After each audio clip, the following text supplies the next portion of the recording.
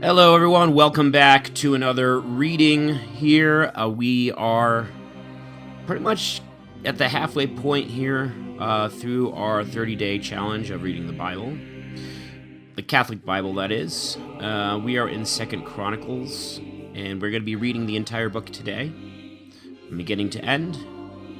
And we are kind of nearing some of the main historical parts of the Old Testament here. We still got a few more stories to cover, like Ezra, Nehemiah, Esther. And then we've also got to keep in mind the Apocrypha, which is going to also tell us some stories like that of Judith and the Maccabees. And I'm not sure how story-driven the Maccabees are, because I've never read the Book of Maccabees, or Book 1 and Book 2 of Maccabees. I guess the Orthodox Bible has 3 books of Maccabees, and the Ethiopian Orthodox has 4 books of Maccabees, so interesting fact. But let's not get off topic here. Let's begin here with 2 Chronicles. We got a lot of reading to cover. I believe we've got like 36 chapters to cover here. So let's not waste any more time, and let's get started here. And Solomon the son of David was strengthened in his kingdom, and the Lord his God was with him and magnified him to a high degree. Solomon gave orders to all Israel, to the captains of thousands and of hundreds, and to the rulers and to the judges of all Israel, and the heads of the families. And he went with all the multitude to the high place of Gabaon, where was the tabernacle of the covenant of the Lord, which Moses the servant of God made in the wilderness. For David had brought the ark of God from Kiriathaim to the place which he had prepared for it, and where he had pitched a tabernacle for it, that is, in Jerusalem. And the altar of brass, which Bezaleel, the son of Uri, the son of Hur, had made, was there before the tabernacle of the Lord. And Solomon and all the assembly sought it.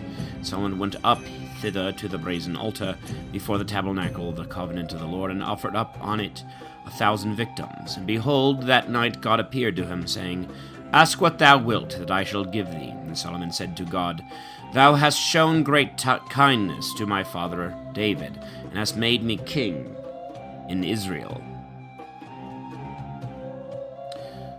Sorry there, gotta grab my water there. So ask what thou wilt, that I should give to thee. Solomon said to God, Thou hast shown great kindness to my father David, and hast made me king in his stead. Now therefore, O Lord God, let thy word be fulfilled, which thou hast promised to David, my father. For thou hast made me king over thy great people, which is as innumerable as the dust of the earth. Give me wisdom and knowledge, that I may come in and go out before thy people. For who can worthily judge this thy people, which is so great? And God said to Solomon, Because this choice hath pleased thy heart, and thou hast not asked riches and wealth and glory, nor the lives of them that hate thee, nor many days of life, but hast asked wisdom and knowledge, and to be able to judge my people, over which I have made thee king. Wisdom and knowledge are granted to thee, and I will give thee riches and wealth and glory, so that none of the kings before thee, nor after thee, shall be like thee. Then Solomon came from the high place of Gabaon to Jerusalem before the tabernacle of the covenant, and reigned over Israel. And he gathered to himself chariots and horsemen, and he had 1,400 chariots, and 12,000 horsemen. And he placed them in the cities of the chariots, and with a king in Jerusalem. And the king made silver and gold to be in Jerusalem as stones, and cedar trees as sycamores, which grow in the plains in great multitude. And there were horses brought from Egypt and from Koa by the king's merchants, who went and bought at price a chariot of 4 horses for 600 pieces of silver, and a horse for 150. In like manner a market was made in all the kingdoms of the Hethites and of the kings of Syria. And Solomon determined to build a house to the name of the Lord, and a palace for himself. And he numbered out 70,000 men to bear burdens, and 80,000 to hew stones in the mountains, and 3,600 to oversee them. He sent also to Hiram, king of Tyre, saying, As thou didst with David my father, and didst send him cedars to build him a house in which he dwelt, so do with me, that I may build a house to the name of the Lord my God, to dedicate it, to burn incense before him, to perfume with aromatical spices, and for the continual setting forth of bread, and for the holocausts morning and evening, and on the Sabbaths, and on the new moons, and the solemnities of the Lord our God forever, which are commanded for Israel. For the house which I desire to build is great, for our God is great above all gods. Who then can be able to build him a worthy house? If heaven and the heavens of heavens cannot contain him, who am I that I should be able to build him a house? But to this end only, that incense may be burnt before him. Send me therefore a skillful man, that knoweth how to work in gold and in silver, in brass and in iron, in purple and scarlet and in blue, and that hath skill in engraving with the artificers which I have with me in Judea and Jerusalem, who David my father provided.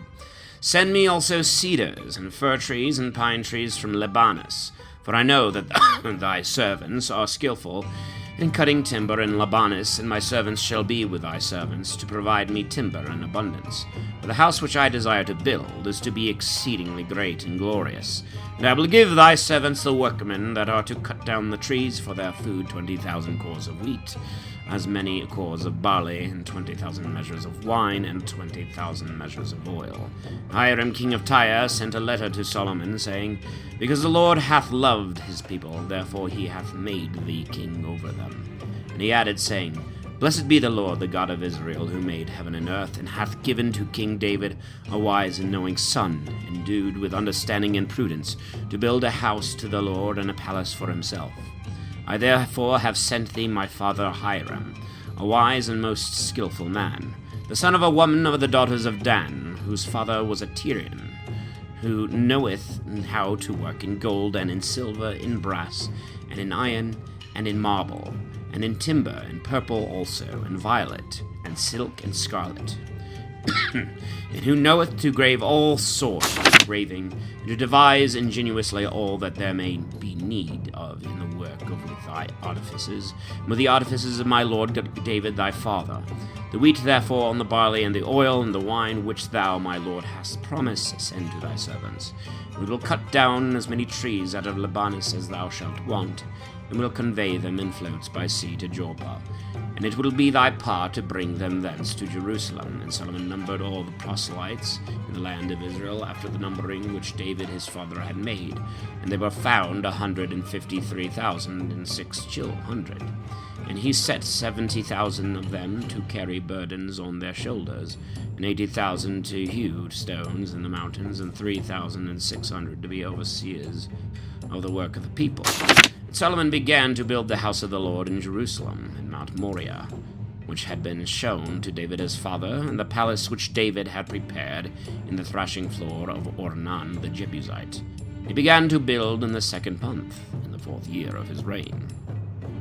Now these are the foundations which Solomon laid to build the house of God: the length by the first measure 60 cubits, the breadth 20 cubits, and the porch in the front, which was extended in length according to the measure of the breadth of the house, 20 cubits, and the height was 120 cubits. And he overlaid it within with pure gold. And the greater house he sealed with deal boards, and overlaid them with plates of fine gold throughout. And he graved in them palm trees, and like little chains interlaced with one another. He paved also the floor of the temple with most precious marble of great beauty. And the gold of the plates with which he overlaid the house, and the beams thereof, and the posts, and the walls, and the doors was of the finest. And he graved cherubims on the walls.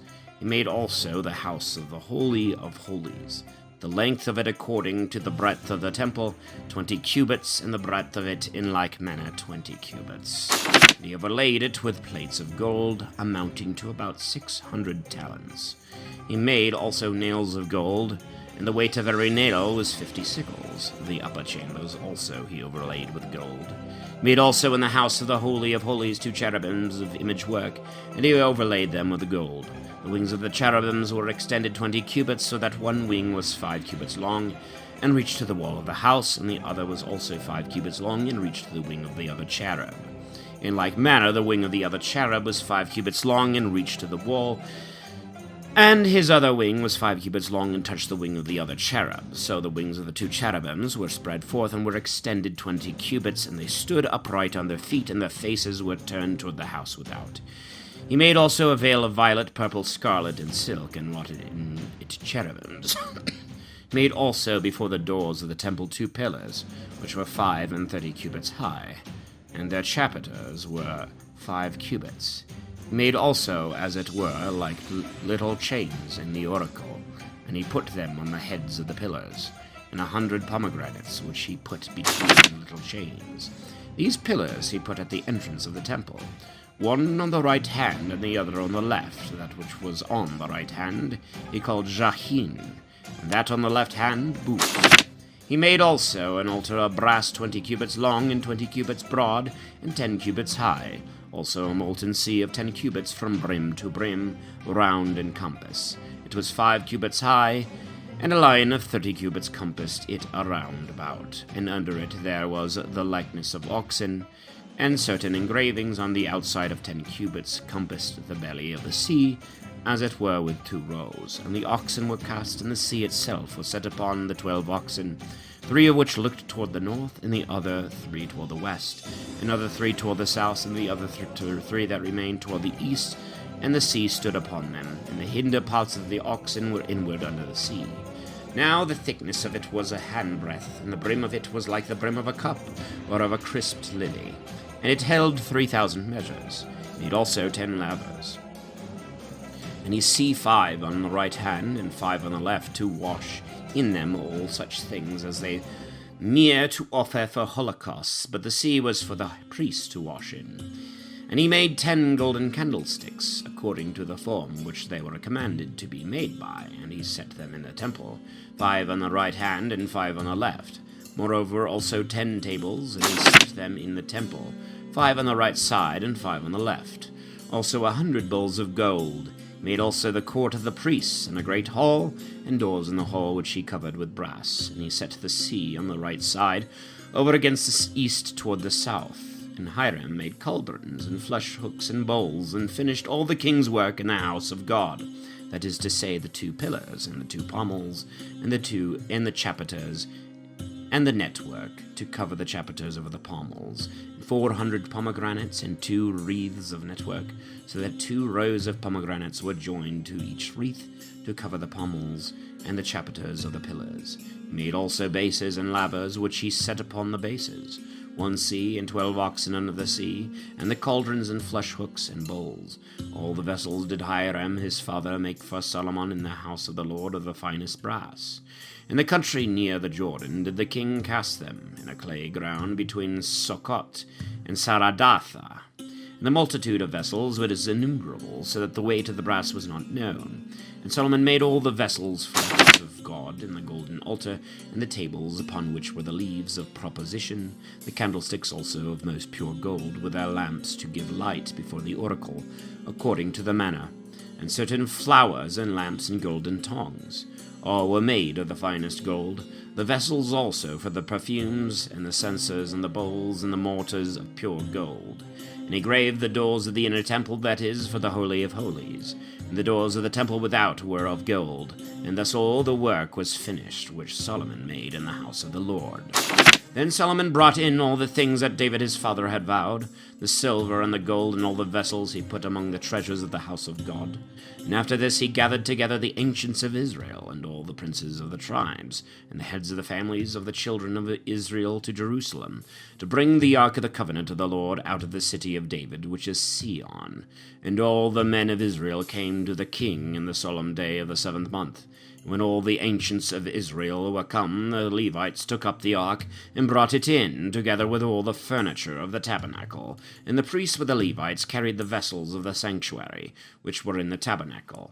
And King Solomon and all the assembly of Israel, and all that were gathered together before the ark, sacrificed rams and oxen without number. So great was the multitude of the victims.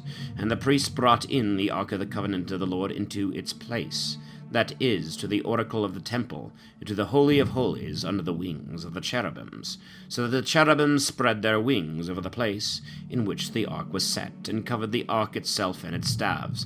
Now the ends of the staves wherewith the ark was carried, because they were something longer, were seen before the oracle. But if a man were a little outward, he could not see them. So the ark has been there unto this day. And there was nothing else in the ark but the 2 tables which Moses put there at Horeb, when the Lord gave the law to the children of Israel, at their coming out of Egypt. Now when the priests were come out of the sanctuary, for all the priests that could be found there were mere sanctified, as yet at that time the courses and orders of the ministries were not divided among them, both the Levites and the singing men, that is, both they that were under Asaph, and they that were under Heman, and they that were under Iduthun, with their sons and their brethren, clothed with fine linen, sounded with cymbals and psalteries and harps, standing in the east side of the altar, and with them 120 priests, sounding with trumpets.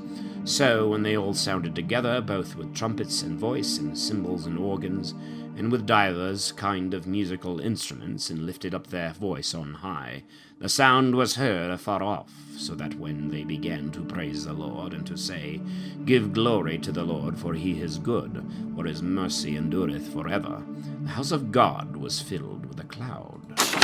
Nor could the priests stand and minister by reason of the cloud, for the glory of the Lord had filled the house of God. Then Solomon said, The Lord promised that he would dwell in a cloud, but I have built a house to his name, that he might dwell there forever.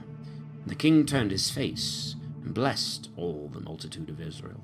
For all the multitude stood attentive, and he said, Blessed be the Lord, the God of Israel, who hath accomplished indeed that which he spoke to David my father, saying, From the day that I brought my people out of the land of Egypt, I chose no city among all the tribes of Israel for a house to be built in it to my name. Neither chose I any other man to be the ruler of my people Israel. But I chose Jerusalem, that my name might be there, and I chose David to set him over my people Israel. And whereas David my father had a mind to build a house to the name of the Lord, the God of Israel, the Lord said to him, Forasmuch as it was thy will to build a house to my name, thou hast done well indeed in having such a will. But thou shalt not build the house, but thy son, who shall come out of thy loins, and he shall build a house to my name. The Lord therefore hath accomplished his word which he spoke. And I am risen up in the place of David my father, and set upon the throne of Israel, as the Lord promised, and have built a house to the name of the Lord God of Israel. And I have put in it the ark, wherein is the covenant of the Lord, which he made with the children of Israel. And he stood before the altar of the Lord in presence of all the multitude of Israel, and stretched forth his hands. For Solomon had made a brazen scaffold, and had set it in the midst of the temple, which was 5 cubits long, and 5 cubits broad, and 3 cubits high, and he stood upon it. Then kneeling down in the presence of all the multitude of Israel, and lifting up his hands towards heaven, he said, O Lord God of Israel, there was no God like thee in heaven or in earth, who keepest covenant and mercy with thy servants, that walk before thee with all their hearts, who hast performed to thy servant David my father all that thou hast promised him, and hast accomplished in fact what thou hast spoken with thy mouth, as also the present time proveth. Now then, O Lord God of Israel, fulfill to thy servant David my father whatsoever thou hast promised him, saying, There shall not fail thee a man in my sight to sit upon the throne of Israel, yet so that thy children take heed to their ways, and walk in my law, as thou hast walked before me. And now, Lord God of Israel, let thy word be established, which thou hast spoken to thy servant. Is it credible, then, that God should dwell with men on the earth? If heaven and the heavens of heavens do not contain thee, how much less this house which I have built? But to this end only it is made, that thou mayest regard the prayer of thy servant, and his supplication, O Lord my God, and mayest hear the prayers which thy servant poureth out before thee, that thou mayest open thy eyes upon this house day and night, upon the place wherein thou hast promised that thy name should be called upon, and that thou wouldest hear the prayer which thy servant prayeth in it. Hearken then to the prayers of thy servant, and of thy people Israel. Whosoever shall pray in this place, hear thou from thy dwelling place, that is, from heaven, and show mercy. If any man sin against his neighbor, and come to swear against him, and bind himself with a curse before the altar in this house, then hear thou from heaven, and do justice to thy servants, so as to requite the wicked by making his wickedness fall upon his own head, and to revenge the just, rewarding him according to his justice. If thy people Israel be overcome by their enemies, for they will sin against thee, and being converted shall do penance, call upon thy name, and pray to thee in this place, then hear thou from heaven, and forgive the sin of thy people Israel, and bring them back into the land which thou gavest to them and to their fathers. If the heavens be shut up, and there fall no rain by reason of the sins of the people, and they shall pray to thee in this place, and confess to thy name, and be converted from their sins when thou dost afflict them, then hear thou from heaven, O Lord, and forgive the sins of thy servants and of thy people Israel, and teach them the good way in which they may walk, and give rain to thy land which thou hast given to thy people to possess. If a famine arise in the land, or a pestilence, or blasting, or mildew, or locusts, or caterpillars, or if their enemies waste the country and besiege the cities, whatsoever scourge or infirmity shall be upon them, then if any of thy people Israel, knowing his own scourge and infirmity, shall pray, and shall spread forth his hands in this house, hear thou from heaven, from thy high dwelling place, and forgive, and render to every one according to his ways which thou knowest him to have in his heart. For thou only knowest the hearts of the children of men, that they may fear thee and walk in thy ways all the days that they live upon the face of the land, which thou hast given to our fathers. If the stranger also, who is not of thy people Israel, come from a far country, for the sake of thy great name, and thy strong hand, and thy stretched out arm, and adore in this place, hear thou from heaven, thy firm dwelling place, and do all that which that stranger shall call upon thee for, that all the people of the earth may know thy name, and may fear thee as thy people Israel, and may know that thy name is invoked upon this house which I have built. If thy people go out to war against their enemies by the way that thou shalt send them, and adore thee towards the way of the city which thou hast chosen, and the house which I have built to thy name, then hear thou from heaven their prayers and their supplications, and revenge them.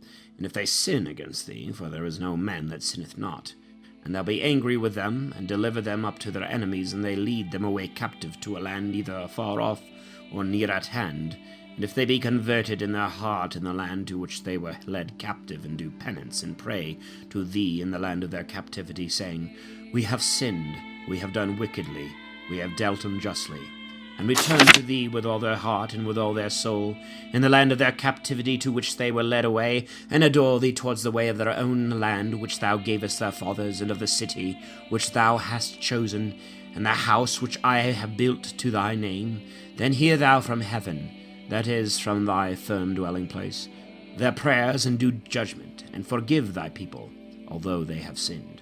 For thou art my God.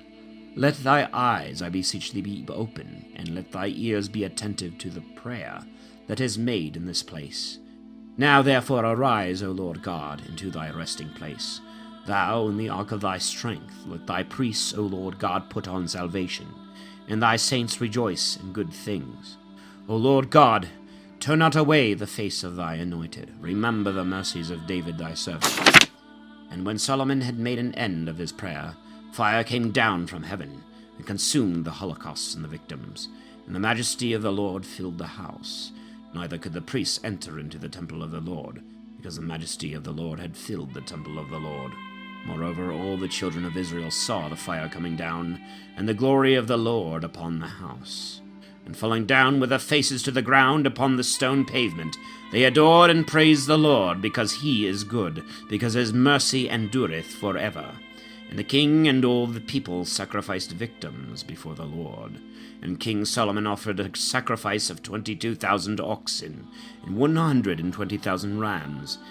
And the king and all the people dedicated the house of God. And the priests stood in their offices, The Levites with the instruments of music of the Lord, which King David made to praise the Lord, because his mercy endureth forever, singing the hymns of David by their ministry, and the priests sounded with trumpets before them. And all Israel stood. Solomon also sanctified the middle of the court before the temple of the Lord, for he offered there the holocausts, and the fat of the peace offerings, because the brazen altar which he had made could not hold the holocausts and the sacrifices and the fat. And Solomon kept the solemnity at the time 7 days, and all Israel with him, a very great congregation from the entrance of Hamath to the torrent of Egypt. And he made on the 8th day a solemn assembly, because he had kept the dedication of the altar 7 days, and had celebrated the solemnity 7 days. So on the 23rd day of the 7th month, he sent away the people to their dwellings, joyful and glad for the good that the Lord had done to David, and to Solomon, and to all Israel his people. Solomon finished the house of the Lord and the king's house, and all that he had designed in his heart to do, in the house of the Lord and in his own house, and he prospered. And the Lord appeared to him by night, and said, I have heard thy prayer, and I have chosen this place to myself for a house of sacrifice. If I shut up heaven, and there fall no rain, or if I give orders and command the locust to devour the land, or if I send pestilence among my people, and my people upon whom my face is called, being converted, shall make supplication to me, and seek out my face, and do penance for their most wicked ways, then will I hear from heaven, and will forgive their sins, and will heal their land. My eyes also shall be open, and my ears attentive to the prayer of him that shall pray in this place. For I have chosen, and I have sanctified this place, that my name may be there forever, and my eyes and my heart may remain there perpetually.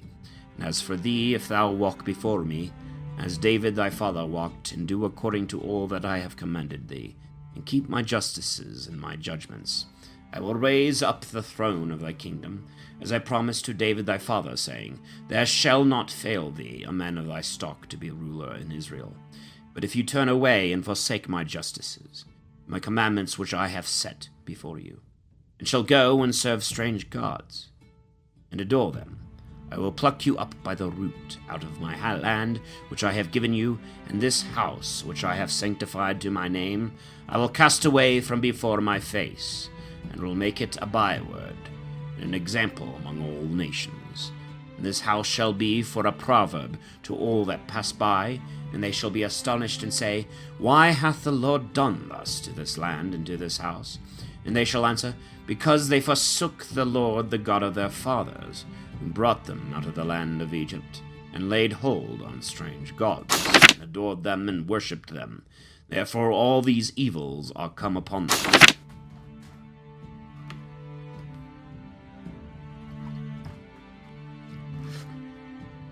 And at the end of 20 years, after Solomon had built the house of the Lord and his own house, he built the cities which Hiram had given to Solomon, and caused the children of Israel to dwell there. He went also into Amath-Subah, possessed it, and he built Palmyra in the desert, and he built other strong cities in Amath, and he built Beth-horon the upper, and Beth-horon the nether, walled cities with rates and bars and locks. Baalath also, and all the strong cities that were Solomon's, and all the cities of the chariots, and the cities of the horsemen. All that Solomon had a mind and designed, he built in Jerusalem and Libanus, and in all the land of his dominion. All the people that were left of the Hethites, and the Amorites, and the Perizzites, and the Hivites, the Jebusites, that were not of the stock of Israel, of their children, and of the posterity whom the children of Israel had not slain, Solomon made to be the tributaries unto this day. But of the children of Israel he set none to serve in the king's works, for they were men of war, and chief captains, and rulers of his chariots and horsemen. And all the chief captains of King Solomon's army were 250, who taught the people, and removed the daughter of Pharaoh from the city of David to the house which he had built for her. For the king said, My wife shall not dwell in the house of David king of Israel, for it is sanctified, because the ark of the Lord came into it. And then Solomon offered holocausts to the Lord upon the altar of the Lord, which he had built before the pork. before the porch, that every day an offering might be made on it according to the ordinance of Moses, in the Sabbaths and on the new moons, and on the festival days 3 times a year, that is to say, in the feast of the unleavened bread, and in the feast of weeks, and in the feast of tabernacles. And he appointed according to the order of David his father the officers of the priests in their ministries, and the Levites in their order to give praise and minister before the priests according to the duty of every day, and the porters in their divisions by gate and gate. For so David the man of God had commanded. And the priests and Levites departed not from the king's commandments, as to anything that he had commanded, and as to the keeping of the treasures. Solomon had all charges prepared, from the day that he founded the house of the Lord, until the day wherein he finished it. Then Solomon went to Asion-Gabber, and to Ailath on the coast of the Red Sea, which is in the land of Edom. And Hiram sent him ships by the hands of his servants, and skillful mariners. And they went with Solomon's servants to Ophir, and they took thence 450 talents of gold, and brought it to King Solomon. And when the queen of Saba, or Sheba, heard of the fame of Solomon, she came to try him with hard questions at Jerusalem, with great riches and camels, which carried spices and abundance of gold and precious stones. And when she was come to Solomon, she proposed to him all that was in her heart. Solomon explained to her all that she proposed, and there was not anything that he did not make clear unto her. And when she had seen these things, to wit, the wisdom of Solomon, and the house which he had built, and the meats of his table, and the dwelling places of his servants, and the attendance of his officers, and their apparel, his cupbearers also, and their garments, and the victims which he offered in the house of the Lord, there was no more spirit in her. She was so astonished. And she said to the king, The word is true which I heard in my country of thy virtues and wisdom. I did not believe them that told it, until I came and my eyes had seen, and I had proved that scarce 1/2 of thy wisdom had been told me. Thou hast exceeded the same with thy virtues. Happy are thy men, and happy are thy servants, who stand always before thee, and hear thy wisdom. Blessed be the Lord thy God, who hath been pleased to set thee on his throne, King of the Lord thy God. Because God loved Israel, and will preserve them forever, therefore hath he made thee king over them, to do judgment and justice. And she gave to the king 120 talents of gold, and spices in great abundance, and most precious stones. There were no such spices as these which the queen of Saba gave to King Solomon. And the servants also of Hiram, with the servants of Solomon, brought gold from Ophir, and thyine trees, most precious stones. And the king made of the thyine trees stairs in the house of the Lord, and in the king's house, and harps, and the psalteries for the singing men. Never were there seen such trees in the land of Judah. And King Solomon gave to the queen of Saba all that she desired, and that she asked, and many more things than she brought to him. So she returned and went to her own country with her servants. And the weight of the gold that was brought to Solomon every year was 666 talents of gold, beside the sum which the deputies of divers nations and the merchants were accustomed to bring, and all the kings of Arabia, and the lords of the lands, who I brought gold and silver to Solomon. King Solomon made 200 golden spears, of the sum of 600 pieces of gold, which went to every spear, and 300 golden shields of 300 pieces of gold, which went to the covering of every shield, and the king put them in the armory, which was compassed with a wood. The king also made a great throne of ivory, and overlaid it with pure gold, and 6 steps to go up to the throne, and to the footstool of gold, and 2 arms, one on either side, and 2 lions standing by the arms. Moreover 12 other little lions standing upon the steps on both sides.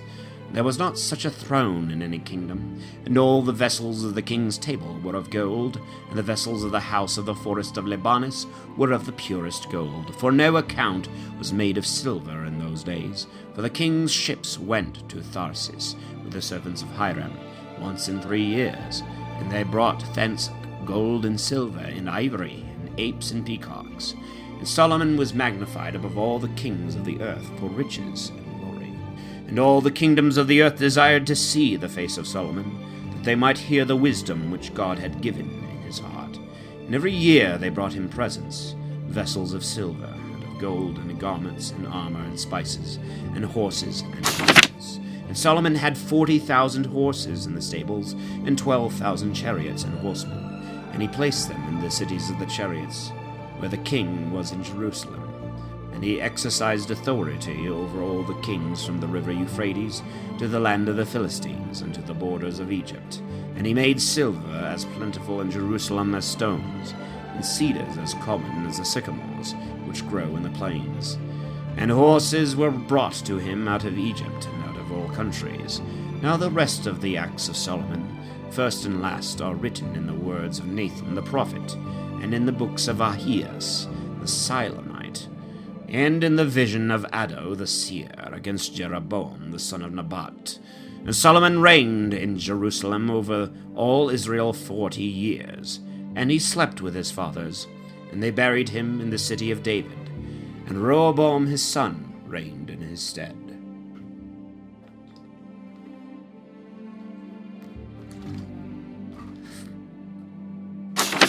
And Rehoboam went to Shechem, for thither all Israel were assembled, to make him king. And when Jeroboam the son of Nebat, who was in Egypt, for he was fled thither from Solomon, heard it, forthwith he returned. And they sent for him, and he came with all Israel. And they spoke to Rehoboam, saying, Thy father oppressed us with the most grievous yoke. Do thou govern us with a lighter hand than thy father, who laid upon us a heavy servitude, and ease something of the burden, that we may serve thee. And he said to them, Come to me again after 3 days. And when the people were gone, he took counsel with the ancients, who had stood before his father Solomon, while he yet lived, saying, What counsel give you to me, that I may answer the people? And they said to him, If thou please this people, and sue them with kind words, they will be thy servants forever. But he forsook the counsel of the ancients, and began to treat with the young men that had been brought up with him, and were in his train. And he said to them, What seemeth good to you? Or what shall I answer this people, who have said to me, Ease the yoke, which thy father laid upon us? But they answered as young men, and brought up with him in pleasures, and said, Thus shalt thou speak to the people that said to thee, Thy father made our yoke heavy, do thou ease it. Thus shalt thou answer them, My little finger is thicker than the loins of my father. My father laid upon you a heavy yoke, and I will add more weight to it. My father beat you with scourges, but I will beat you with scorpions. So Jeroboam and all the people came to Rehoboam the 3rd day, as he commanded them. The king answered roughly, leaving the counsel of the ancients, and he spoke according to the advice of the young men. My father laid upon you a heavy yoke, which I will make heavier. My father beat you with scourges, but I will beat you with scorpions. And he condescended not to the people's requests, for it was the will of God, that his word might be fulfilled which he had spoken by the hand of Ahias the Silonite to Jeroboam the son of Nebat. And all the people, upon the king speaking roughly, said thus unto him, We have no part in David, nor inheritance in the son of Isai. Return to thy dwellings, O Israel, and do thou, O David, feed thy own house. Israel went away to their dwellings. But Rehoboam reigned over the children of Israel that dwelt in the cities of Judah. And King Rehoboam sent Adoram, who was over the tributes, and the children of Israel stoned him, and he died. And King Rehoboam made haste to gee up into his chariot, and fled into Jerusalem. And Israel revolted from the house of David unto this day. And Rehoboam came to Jerusalem, and called together all the house of Judah and Benjamin, 180,000 chosen men and warriors, to fight against Israel, and to bring back his kingdom to him. And the word of Lord came to Semias, the man of God, saying, Speak to Rehoboam, the son of Solomon, the king of Judah, and to all Israel and Judah and Benjamin. Thus saith the Lord, You shall not go up, nor fight against your brethren. Let every man return to his own house, for by my will this thing has been done. And when they heard the word of the Lord, they returned, and did not go against Jeroboam. And Rehoboam dwelt in Jerusalem, and built walled cities in Judah. And he built Bethlehem, and Etam, and Tekoa, and Bethsur, and Soko, and Odolam, and Geth, and Maresa, and Zeph, and Adoram, and Lachish, and Azekah, Sarah also, and Aijalon, and Hebron, which are in Judah and Benjamin, well-fenced cities. And when he had enclosed them with walls, he put in them governors and storehouses of provisions, that is, of oil and of wine. Moreover, in every city he made an armory of shields and spears, and he fortified them with great diligence, and he reigned over Judah and Benjamin. And the priests and Levites that were in all Israel came to him out of all their seats, leaving their suburbs and their possessions, and passing over to Judah and Jerusalem, because Jeroboam and his sons had cast them off from executing the priestly office to the Lord. And he made to himself priests for the high places, and for the devils, and for the calves which he had made. Moreover, out of all the tribes of Israel, whosoever gave their heart to seek the Lord, the God of Israel, came into Jerusalem to sacrifice their victims before the Lord, the God of their fathers. And they strengthened the kingdom of Judah, and established Rehoboam the son of Solomon for 3 years. For they walked in the ways of David and of Solomon only 3 years. And Rehoboam took to wife Mahalath, the daughter of Jeremoth, the son of David, and Abihail, the daughter of Eliab, the son of Asai. And they bore him sons Jehus, and Somarias, and Zum. And after her he married Maacah, the daughter of Absalom, and bore him Abiah, and Ethai, and Ziza, and Salomith. And Rehoboam loved Maacah, the daughter of Absalom, above all his wives and concubines, for he had married 18 wives and 60 concubines. And he begat 28 sons, and 60 daughters.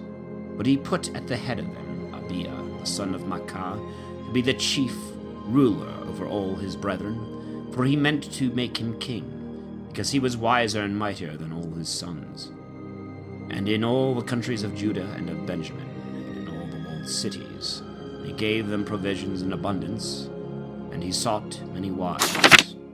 And when the kingdom of Rehoboam was strengthened and fortified, he forsook the law of the Lord, and all Israel with him. And in the 5th year of the reign of Rehoboam, Shishak, king of Egypt, came up against Jerusalem, because they had sinned against the Lord, with 1,200 chariots and 70,000 horsemen.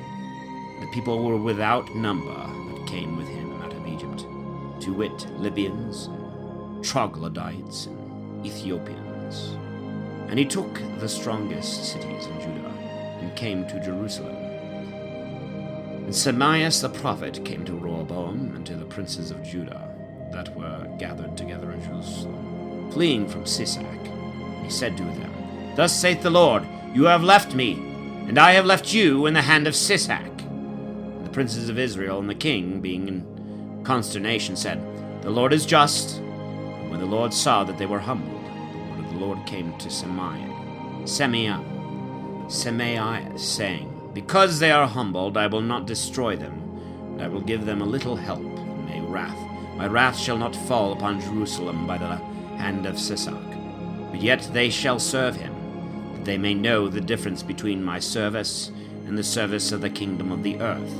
So Shishak, king of Egypt, departed from Jerusalem, taking away the treasuries of the house of the Lord and of the king's house, and he took all with him, and the golden shields that Solomon had made, instead of which the king made brazen ones, and delivered them to the captains of the shield-bearers, who guarded the entrance of the palace. And when the king entered into the house of the Lord, the shield-bearers came and took them, and brought them back again to their armory.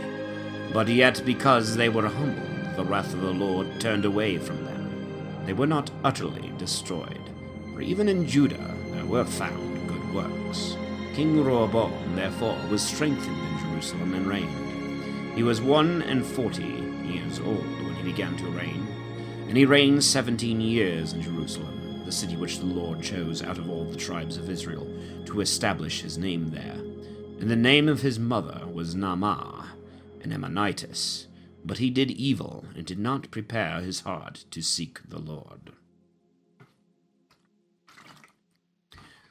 Now the acts of Rehoboam, first and last, are written in the books of Semias the prophet, and of Addo the seer, and diligently recorded. And there was war between Rehoboam and Jeroboam all their days. And Rehoboam slept with his fathers, and was buried in the city of David.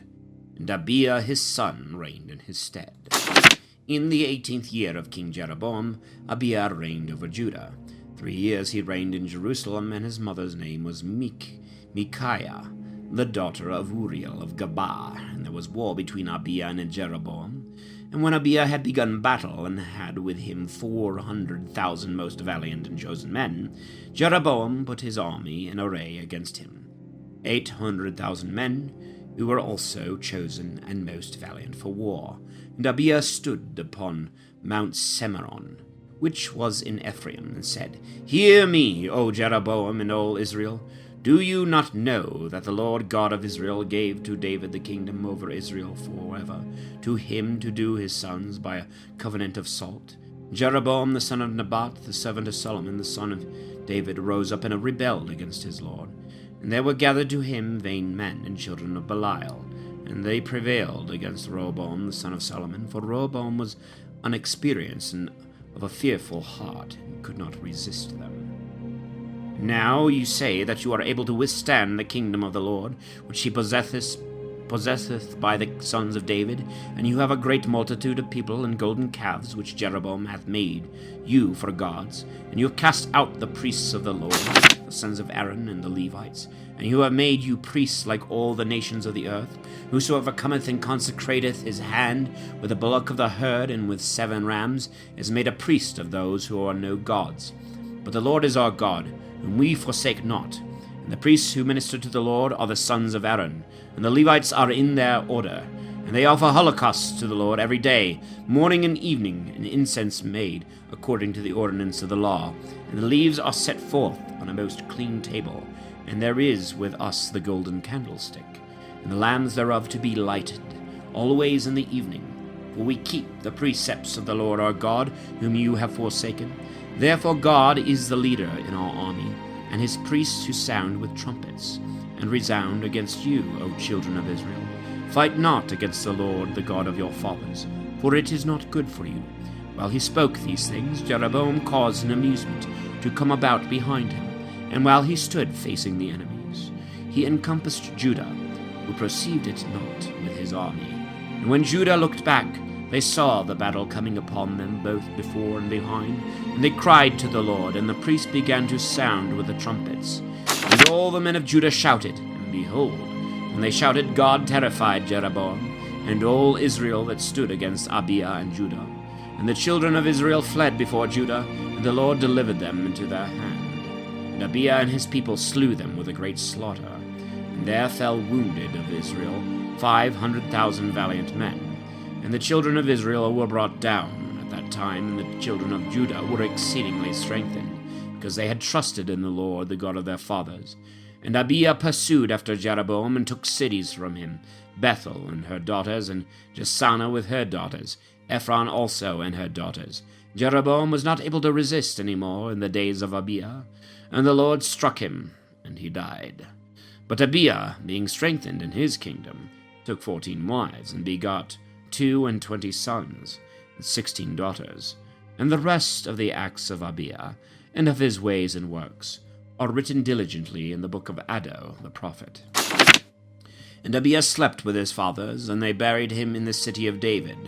And Asa, his son, reigned in his stead. In his days the land was quiet 10 years, and Asa did that which was good and pleasing in the sight of his God.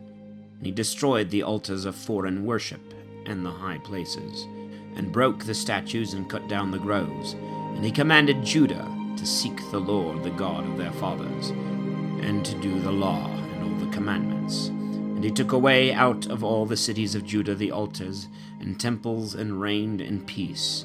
He built also strong cities in Judah, for he was quiet, and there had no wars risen in his time, the Lord giving peace. And he said to Judah, Let us build these cities, and compass them with walls, and fortify them with towers, and gates and bars, while all is quiet from wars. because we have sought the Lord, the God of our fathers, and he hath given us peace round about. So they built, and there was no hindrance in building. And Asa had in his army of men that bore shields and spears of Judah 300,000, and of Benjamin that bore shields and drew bows 280,000. All these were most valiant men. And Zara the Ethiopian came out against them, with his army of 100,000 men, and with 300 chariots, and he came as far as Maresa. And Asa went out to meet him, and set his army in array for battle in the vale of Sephata, which is near Maresa. And he called upon the Lord God, and said, O Lord, there is no difference with thee, whether thou help with few or with many. Help us, O Lord our God, for with confidence in thee and thy name we are come against them with this multitude. O Lord, thou art our God, let not man prevail against thee. And the Lord terrified the Ethiopians before Asa and Judah, and the Ethiopians fled. And Asa and the people that were with him pursued them to Gererah. And the Ethiopians fell even to utter destruction, for the Lord slew them, and his army fought against them, and they were destroyed. And they took abundance of spoils, and they took all the cities round about Gererah, for a great fear was come upon all men. They pillaged the cities, and carried off much booty, and they destroyed the sheepcotes, and took an infinite number of cattle, and of camels, and returned to Jerusalem. And the Spirit of God came upon Azarias the son of Oded, and he went out to meet Asa, and said to him, Hear ye me, Asa, and all Judah and Benjamin. The Lord is with you, because you have been with him. If you seek him, you shall find, but if you forsake him, he will forsake you. And many days shall pass in Israel without the true God, and without a priest, a teacher, and without the law. And when in their distress they shall return to the Lord, the God of Israel, and shall seek him, they shall find him. At that time there shall be no peace to him that goeth out and cometh in, but terrors on every side among all the inhabitants of the earth. For nation shall fight against nation, city against city, for the Lord will trouble them with all distress. Do you therefore take courage, and let not your hands be weakened, for there shall be a reward for your work. And when Asa had heard the words and the prophecy of Azarias the son of Oded the prophet, he took courage, and took away the idols out of all the land of Judah, and out of Benjamin, and out of the cities of Mount Ephraim, which he had taken. And he dedicated the altar of the Lord, which was before the porch of the Lord. And he gathered together all Judah and Benjamin, and the strangers with them of Ephraim, Manasseh and Simeon. For many were come over to him out of Israel, seeing that the Lord his God was with him. And when they were come to Jerusalem in the 3rd month, in the 15th year of the reign of Asa, they sacrificed to the Lord in that day of the spoils, and of the prey that they had brought, 700 oxen and 7,000 rams. And he went in to confirm as usual the covenant, that they should seek the Lord the God of their fathers with all their heart and with all their soul. And if anyone, said he, seek not the Lord of the God of Israel, let him die, whether little or great man or woman. They swore to the Lord with a loud voice, with joyful shouting, and with sound of trumpet and sound of comets, all that near in Judah with a curse. For with all their heart they swore, and with all their will they sought him. And they found him, and the Lord gave them rest round about. Moreover, Maacah, the mother of King Asa, he deposed from the royal authority, because she had made in a grove an idol of Perippus. And he entirely destroyed it, and breaking it into pieces, burnt it at the torrent Kedron. But high places were left in Israel. Nevertheless the heart of Asa was perfect all his days, and the things which his father had vowed, and he himself had vowed, he brought into the house of the Lord, gold and silver, and vessels of divers uses. And there was no war unto the 35 year of the kingdom of Asa. And in the 36th year of his kingdom, Baasa, the king of Israel, came up against Judah and built a wall about Ramah, that no one might safely go out or come in of the kingdom of Asa. Then Asa brought out silver and gold out of the treasuries of the house of the Lord, and of the king's treasures, and sent it to Benhadad king of Syria, who dwelt in Damascus, saying, There is a league between me and thee, as there was between my father and thy father. Wherefore I have sent thee silver and gold, that thou mayest break thy league with Baasa king of Israel, and make him depart from me. And when Benhadad heard this, he sent the captains of his armies against the cities of Israel. They took Ahion, Dan, and Abel-Maim, and all the walled cities of Naphtali. When Baasa heard of it, he left off the building of Ramah, and interrupted his work. Then King Asa took all Judah, and they carried away from Ramah the stones and the timber that Baasa had prepared for the building, and he built with them Gabaa and Maspha. At that time Hanani the prophet came to Asa, king of Judah, and said to him, Because thou hast had confidence in the king of Syria, not in the Lord thy God, therefore hath the army of the king of Syria escaped out of thy hand. Were not the Ethiopians and the Libyans much more numerous in chariots and horsemen, an exceeding great multitude? Yet because thou trustest in the Lord, he delivered them into thy hand. For the eyes of the Lord behold all the earth, and give strength to those who with a perfect heart trust in him. Wherefore thou hast done foolishly, and for this cause from this time wars shall arise against thee. And Asa was angry with the seer, and commanded him to be put in prison. For he was greatly enraged because of this thing. And he put to death many of the people at that time.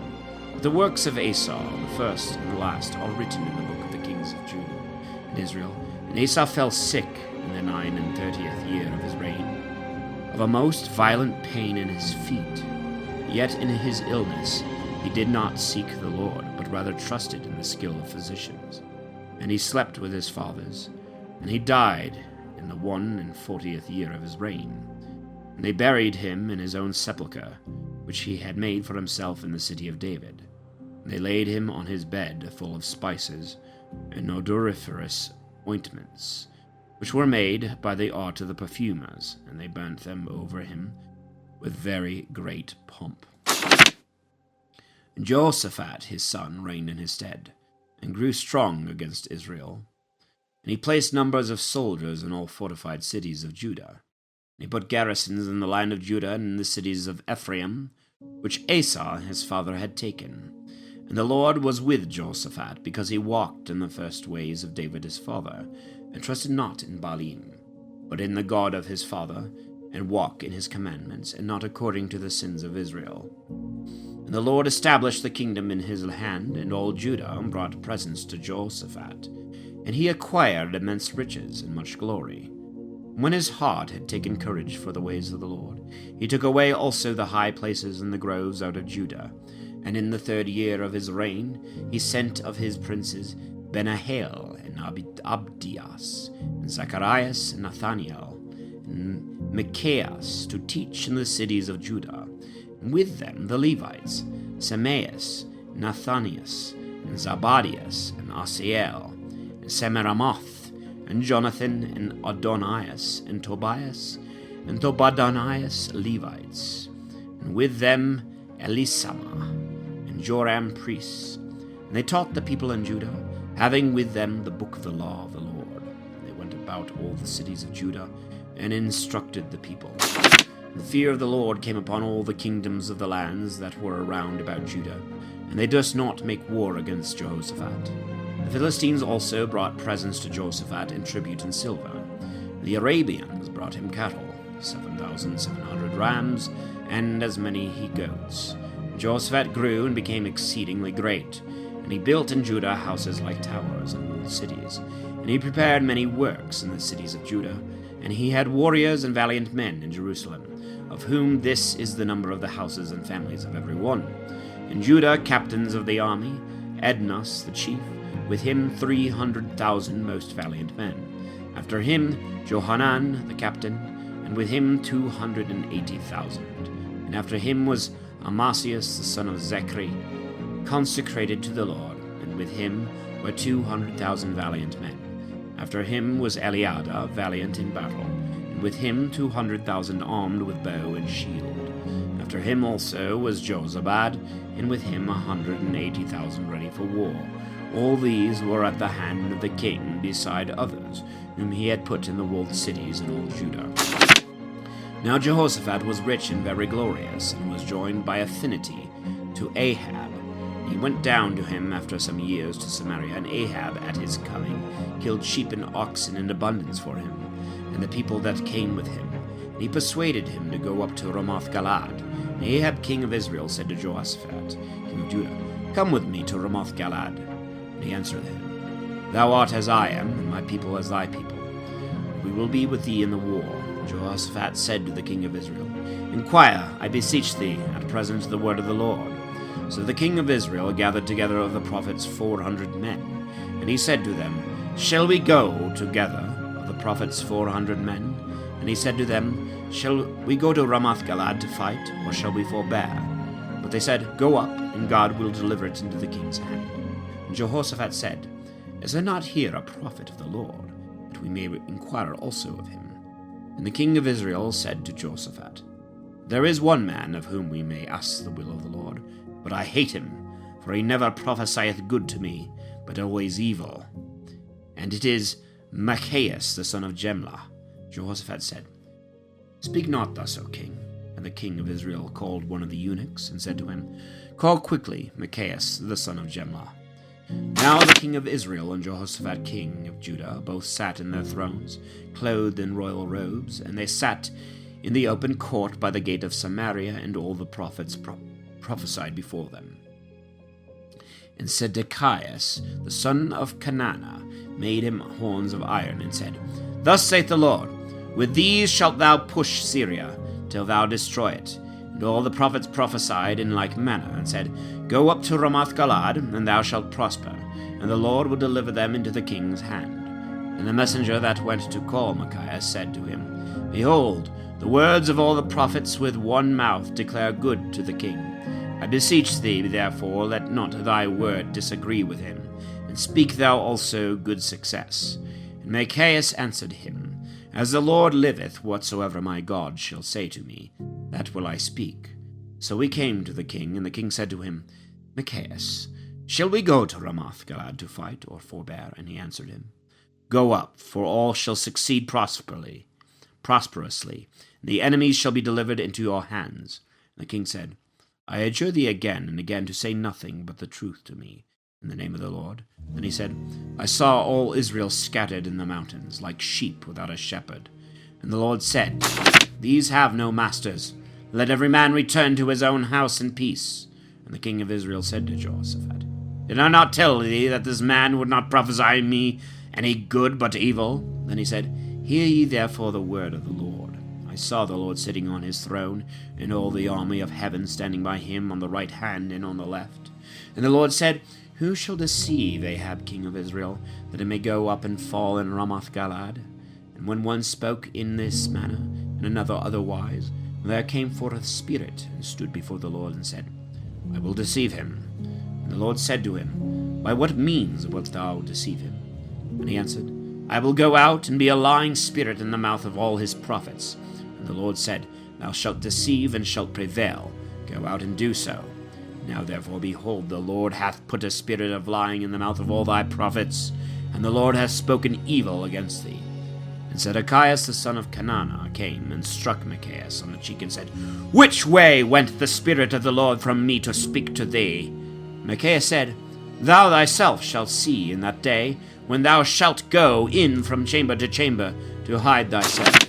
And the king of Israel commanded, saying, Take Micaiah, and carry him to Amen, the governor of the city, and to Joas the son of Amalek, and say, Thus saith the king, Put this fellow in prison, and give him bread and water in a small quantity, till I return in peace.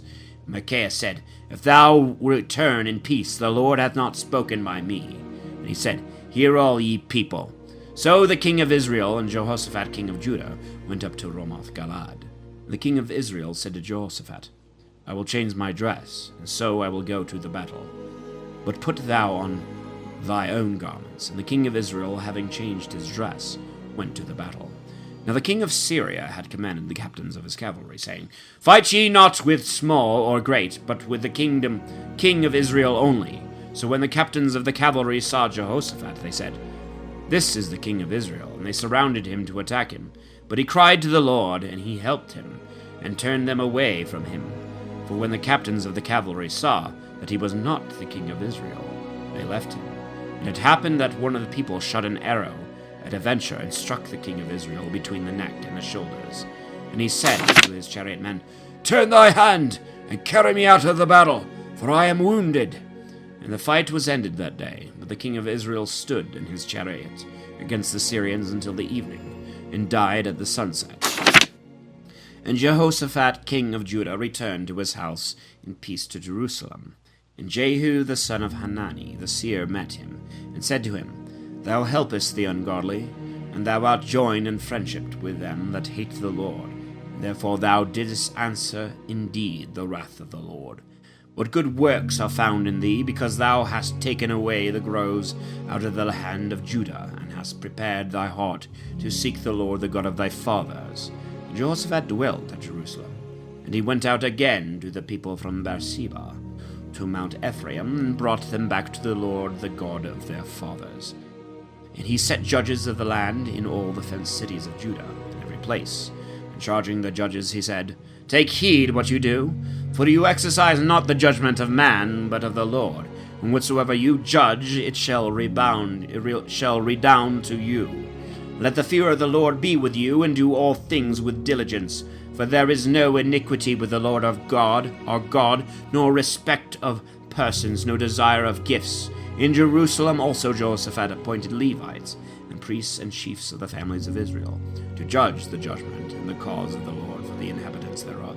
And he charged them, saying, Thus shall you do, in the fear of the Lord faithfully, and with a perfect heart, every cause that shall come to you of your brethren that dwell in their cities between kindred and kindred, wheresoever there is question concerning the law, the commandment, the ceremonies, the justifications, show it them, that they may not sin against the Lord, and that wrath may not come upon you and your brethren, and so doing you shall not sin. And Amarias the priest, your high priest, shall be chief in the things which regard God. And Zebadiah the son of Ismael, who is ruler in the house of Judah, shall be over those matters which belong to the king's office. And you have before you the Levites for masters. Take courage and do diligently, and the Lord will be with you in good things.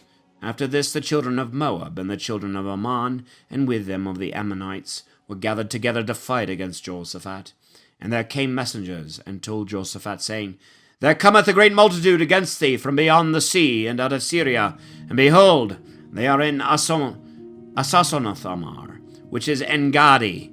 And Jehoshaphat, being seized with fear, betook himself wholly to pray to the Lord. And he proclaimed the fast for all Judah. And Judah gathered themselves together to pray to the Lord, and all came out of their cities to make supplication to him. And Jehoshaphat stood in the midst of the assembly of Judah and Jerusalem, in the house of the Lord before the new court, and said, O Lord, God of our fathers, thou art God in heaven, and rulest over all the kingdoms and nations. In thy hand is strength and power, and no one can resist thee.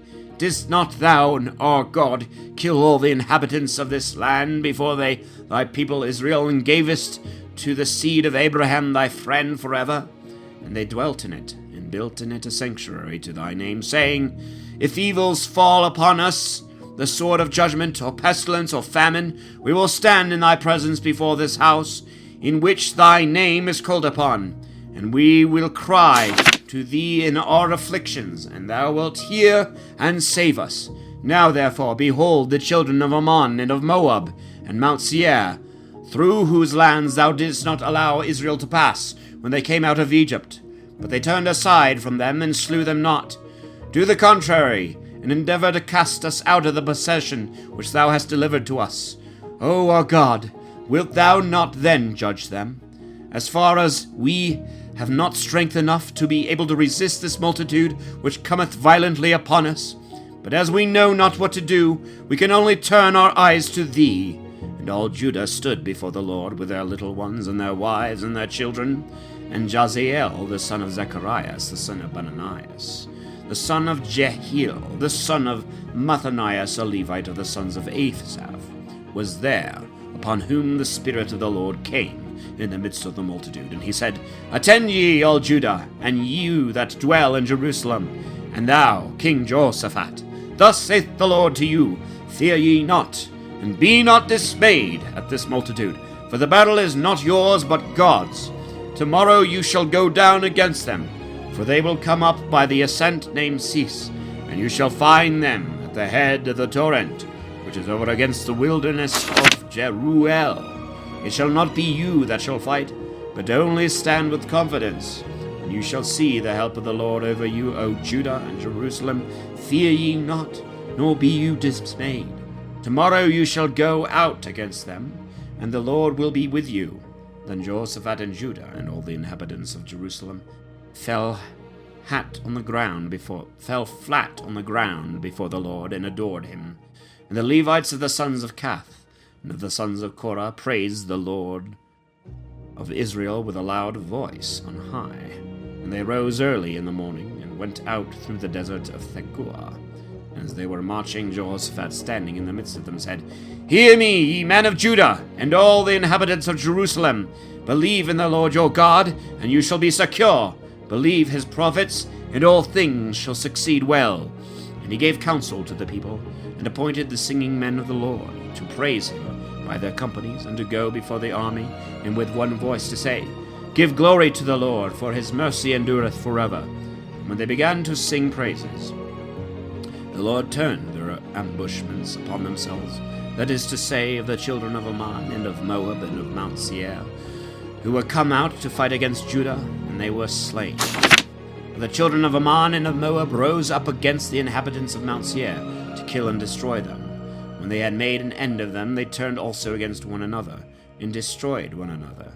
When Judah came to the watchtower that looketh toward the desert, they saw afar off all the country, but a great space full of dead bodies, and that no one was left that could escape death. Then Jehoshaphat came, and all the people with him, to take away the spoils of the dead. And they found among the dead bodies stuff of various kinds and garments, and most precious vessels. And they took them for themselves, insomuch that they could not carry all, nor in 3 days take away the spoils. The booty was so great.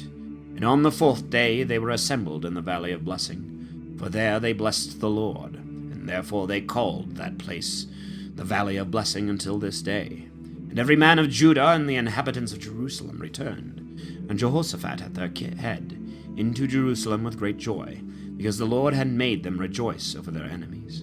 And they came into Jerusalem with psalteries and harps and trumpets into the house of the Lord. And the fear of the Lord fell upon all the kingdoms of the lands, when they heard that the Lord had fought against the enemies of Israel. And the kingdom of Jehoshaphat was quiet, and God gave him peace round about. Jehoshaphat reigned over Judah, and he was 35 years old when he began to reign. And he reigned 25 years in Jerusalem. And the name of his mother was Azubah, the daughter of Salahi. And he walked in the way of his father Asa, and departed not from it, doing the things that were pleasing before the Lord. But yet he took not away the high places, and the people had not yet turned their heart to the Lord, the God of their fathers. But the rest of the acts of Jehoshaphat, first and last, are written in the words of Jehu, the son of Hanani, which he had digested into the books of the kings of Israel. After these things Jehoshaphat king of Judah made friendship with Ochozias king of Israel, whose works were very wicked. And he was partner with him in making ships to go to Tarsus, and they made the ships in Asyon-Gaber. And Eleazar the son of Dodao of Maresa prophesied to Jehoshaphat, saying, Because thou hast made a league with Ochozias, the Lord hath destroyed thy works, and the ships are broken, and they could not go to Tarsus. Jehoshaphat slept with his fathers, and was buried with them in the city of David. And Joram his son reigned in his stead. And he had brethren, the sons of Jehoshaphat, Azarias and Jahiliel, and Zacharias and Azariah, and Michael, and Saphatias. All these were the sons of Jehoshaphat king of Judah. And their father gave them great gifts of silver, and of gold, and pensions. with strong cities in Judah. But the kingdom he gave to Joram, because he was the eldest. So Joram rose up over the kingdom of his father, and when he had established himself, he slew all his brethren with a sword. And some of the princes of Israel, Joram was 32 years old when he began to reign, and he reigned 8 years in Jerusalem, and he walked in the ways of the kings of Israel, as the house of Ahab had done. For his wife was a daughter of Ahab, and he did evil in the sight of the Lord. But the Lord would not destroy the house of David, because of the covenant which he had made with him, and because he had promised to give a lamp to him and to his sons forever.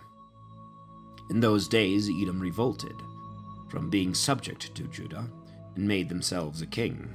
And Joram went over with his princes and all his cavalry with him, and rose in the night, and defeated the Edomites who had surrounded him, and all the captains of his cavalry. However, Edom revolted from being under the dominion of Judah unto this day. At that time Lobnah also revolted from being under his hand, for he had forsaken the Lord the God of his fathers. Moreover, he built also high places in the cities of Judah, and he made the inhabitants of Jerusalem to commit fornication, and Judah to transgress. And there was a letter brought him from Elias the prophet, in which it was written, Thus saith the Lord, the God of David thy father, because thou hast not walked in the way of Jehoshaphat thy father, nor in the ways of Asa king of Judah, but hast walked in the ways of the kings of Israel, and hast made Judah the inhabitants of Jerusalem to commit fornication, imitating the fornication of the house of Ahab. Moreover also thou hast killed thy brethren, the house of thy father, better men than thyself. Behold, the Lord will strike thee with a great plague, with all thy people, thy children, thy wives, and all thy substance.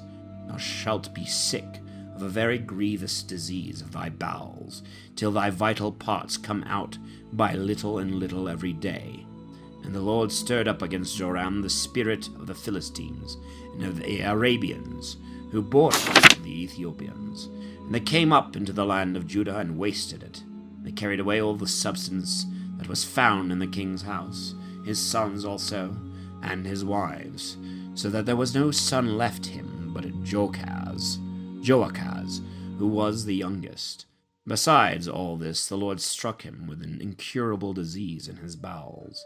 And as day came after day, and time rolled on, 2 whole years passed. Then, after being wasted with a long consumption, so as to void his very bowels, his disease ended with his life, and he died of a most wretched illness. And the people did not make a funeral for him according to the manner of burning, as they had done for his ancestors. He was 32 years old when he began his reign, and he reigned 8 years in Jerusalem. And he walked not rightly, and they buried him in the city of David, but not in the sepulchres of the kings. And the inhabitants of Jerusalem made Ochozias his youngest son king in his place. For the rovers of the Arabians who had broken upon the camp had killed all that were his elder brothers. So Ochozias the son of Joram king of Judah reigned. Ochozias was 42 years old when he began to reign, and he reigned 1 year in Jerusalem. And the name of his mother was Athaliah, the daughter of Omri. He also walked in the ways of the house of Ahab, for his mother pushed him on to do wickedly. So he did evil in the sight of the Lord, as the house of Ahab did, for they were his counselors after the death of his father, to his destruction. And he walked after their counsels, and he went with Joram the son of Ahab king of David, to fight against Hazael king of Syria, at Ramoth-Galad, and the Syrians wounded Joram. And he returned to be healed in Jezreel, for he received many wounds in the foresaid battle. And Ochozias the son of Joram king of Judah went down to visit Joram the son of Ahab in Jezreel, where he lay sick. For it was the will of God against Ochozias that he should come to Joram, and when he was come should go out also against Jehu the son of Nimshi, whom the Lord had anointed to destroy the house of Ahab. So when Jehu was rooting out the house of Ahab, he found the princes of Judah and the sons of the brethren of Ochozias who served him, and slew them. And he sought for Ochozias himself, and he took him lying hid in Samaria. And When he was brought to him, he killed him, and they buried him, because he was a son of Jehoshaphat, who had sought the Lord with all his heart. There was no more hope that anyone should reign of the race of Okozias. For Athaliah, his mother, seeing that her son was dead, rose up and killed all the royal family of the house of Joram. But Jozabeth, the king's daughter, took Joaz, the son of Okozias, and stole him from the king's sons that were slain, and she laid him with his nurse in the bedchamber. Now Jozabeth that hid him was a daughter of King Joram, wife of Joiada the high priest, and sister of Okozias, and therefore Athaliah did not kill him. And he was with them hid in the house of God 6 years, during which Athaliah reigned over the land. And in the 7th year, Joiada, being encouraged, took the captains of hundreds, to wit, Azarias the son of Jeroham, and Ismahel the son of Johanan, and Azarias the son of Obed, and Masias the son of Adias, and Elisaphat the son of Zechri, and made a covenant with them. And they went about Judah, and gathered together the Levites out of the cities of Judah, and the chiefs of the families of Israel. And they came to Jerusalem, and all the multitude made a covenant with the king in the house of God. Joiada said to them, Behold, the king's son shall reign, as the Lord hath said to the sons of David. And this is the thing that you shall do. A third part of you that come to the Sabbath of the priests and of the Levites and of the porters shall be at the gates, and a third part at the king's house, and a third at the gate that is called the Foundation. But let all the rest of the people be in the courts of the house of the Lord. And let no one come into the house of the Lord but the priests, and they that minister of the Levites. And let them only come in because they are sanctified. And let all the rest of the people keep the watches of the Lord. And let the Levites be round about the king, every man with his arms. And if any other come into the temple, let him be slain. And let them be with the king, both coming in and going out. So the Levites and all Judah did according to all that Joiada the high priest had commanded. And they took every one his men that were under him, and that came in by the course of the Sabbath, with those who had fulfilled the Sabbath, and were to go out. For Joiada the high priest permitted not the companies to depart, which were accustomed to succeed one another every week. And Joiada the priest gave to the captains the spears, and the shields, and the targets of King David, which he had dedicated in the house of the Lord. And he set all the people with the swords in their hands from the right side of the temple to the left side of the temple before the altar, and the temple round about the king. And they brought out the king's son, and put a crown upon him, and the testimony, and gave him the law to hold in his hand, and they made him king. And Joiada the high priest and his sons anointed him. They prayed for him, and said, God save the king. And when Athaliah heard the noise of the people running and praising the king, she came into the people into the temple of the Lord. And when she saw the king standing upon the step in the entrance, and the princes and the companies about him, and all the people of the land rejoicing, and sounding with trumpets and playing on instruments of divers kinds, and the voice of those that praised, she rent her garments and said, Treason! Treason! And Joiada the high priest, going out to the captains and the chiefs of the army, said to them, Take her forth without the precinct of the temple, and when she is without, let her be killed with the sword. For the priest commanded that she should not be killed in the house of the Lord. And they laid hold on her by the neck, and when she was come within the horse gate of the palace, they killed her there. And Joiada made a covenant between himself and all the people, and the king, and that they should be the people of the Lord. And all the people went into the house of Baal, and destroyed it. And they broke down his altars and his idols, and they slew Mathan the priest of Baal before the altars. Joiada appointed overseers in the house of the Lord, under the hands of the priests and the Levites, whom David had distributed in the house of the Lord, to offer holocausts to the Lord, as it is written in the law of Moses, with joy and singing, according to the disposition of David. He appointed also porters in the gates of the house of the Lord, but none who was unclean in anything should enter in. And he took the captains of hundreds, and the most valiant men, and the chiefs of the people, and all the people of the land, and they brought down the king from the house of the Lord, and brought him through the upper gate into the king's house, and set him on the royal throne. And all the people of the land rejoiced, and the city was quiet. But Athaliah was slain with the sword. Joaz was 7 years old when he began to reign, and he reigned 40 years in Jerusalem. The name of his mother was Sebiah of Beersheba. And he did that which is good before the Lord all the days of Joiada the priest. And Joiada took for him 2 wives, by whom he had sons and daughters.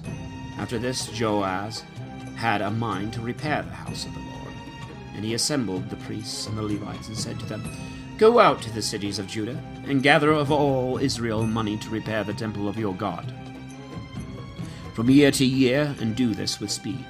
But the Levites were negligent. And the king called Joiada, the chief, and said to him, Why hast thou not taken care to oblige the Levites to bring in out of Judah, Jerusalem, the money that was appointed by Moses, the servant of the Lord, for all the multitude of Israel to bring into the tabernacle of the testimony?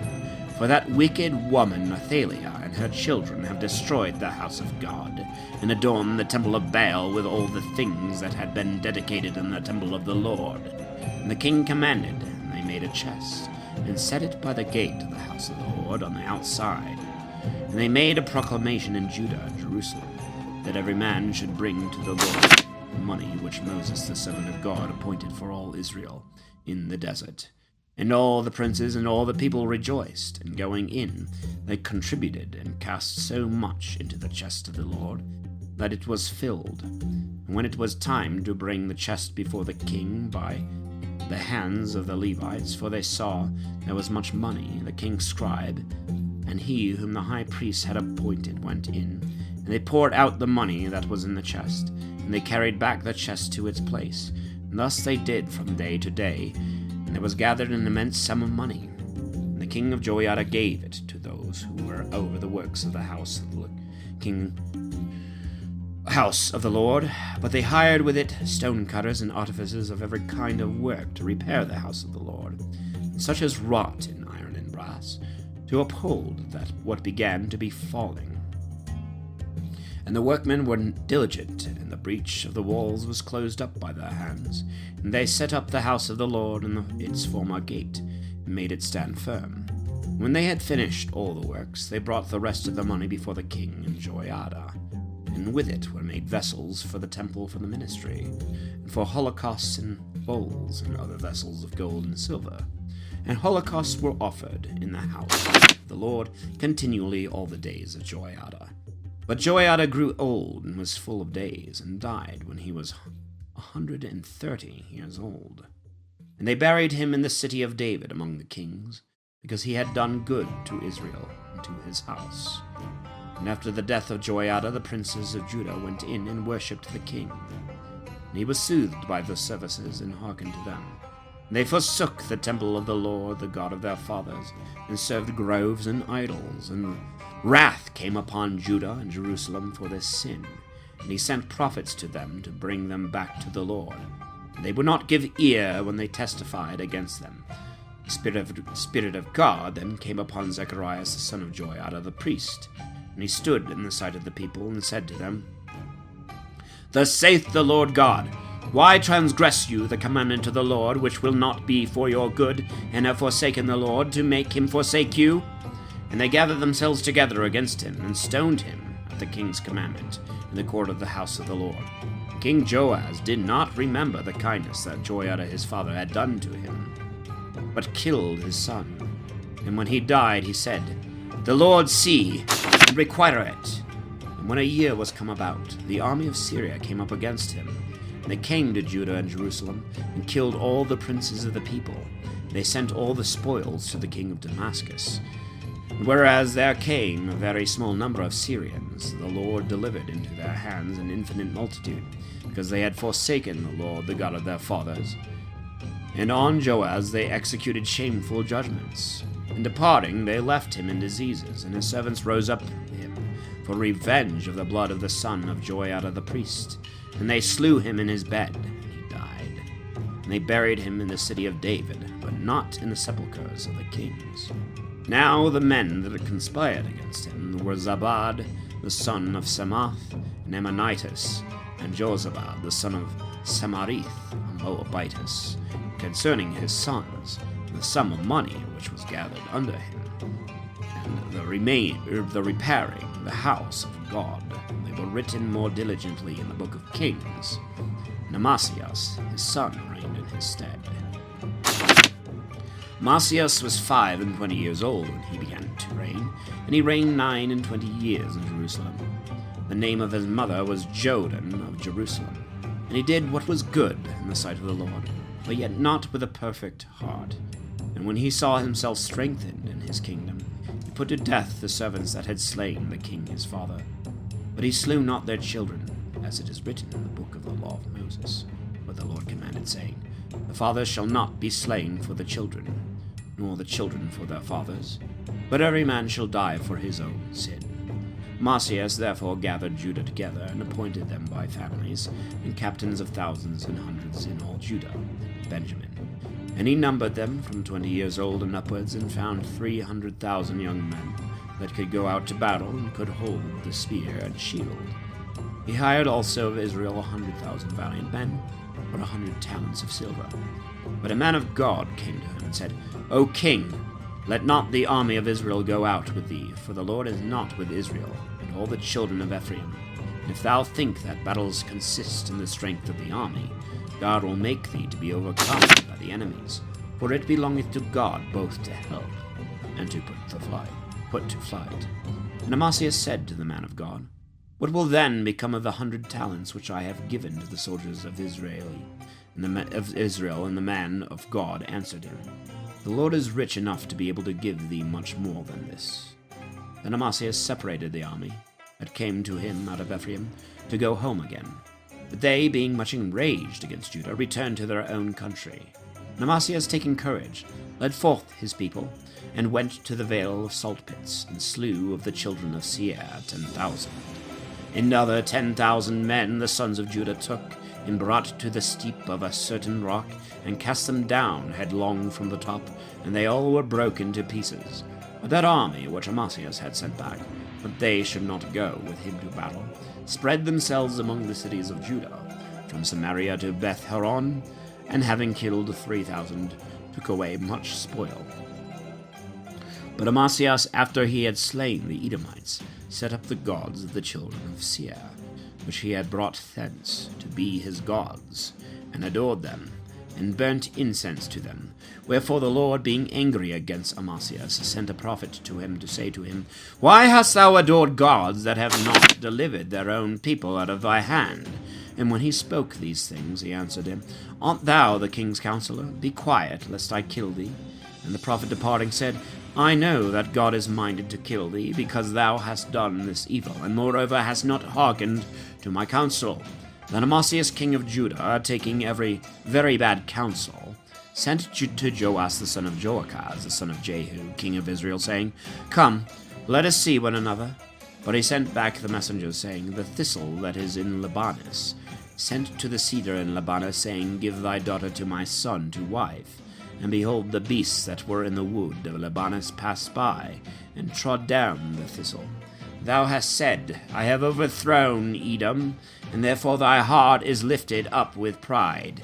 Stay at home, why dost thou provoke evil against thee, that both thou shouldest fall, and Judah with thee? Amasias would not hearken to him, because it was the Lord's will that he should be delivered into the hands of enemies, because of the gods of Edom.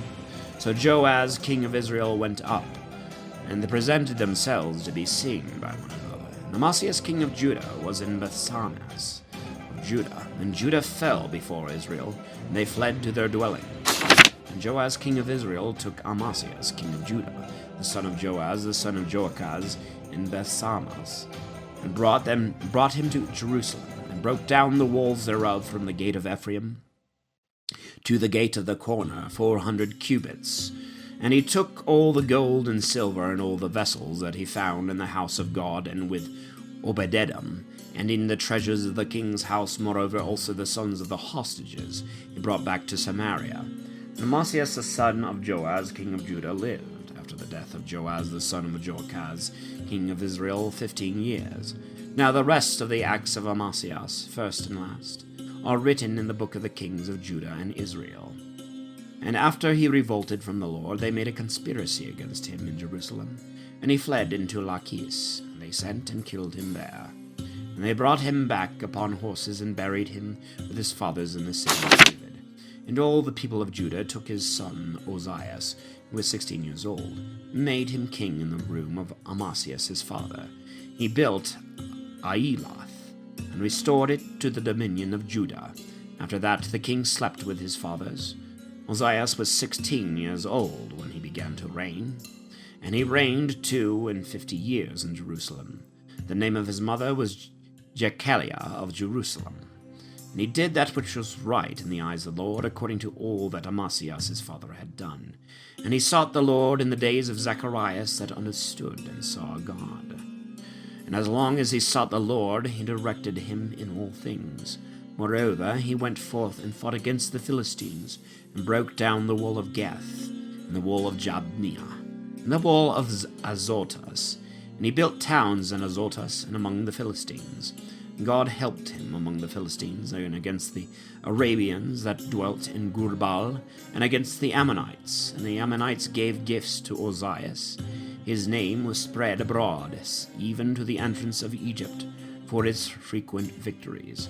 And Ozias built towers in Jerusalem over the gate of the corner, and over the gate of the valley, and the rest in the same side of the wall, and fortified them.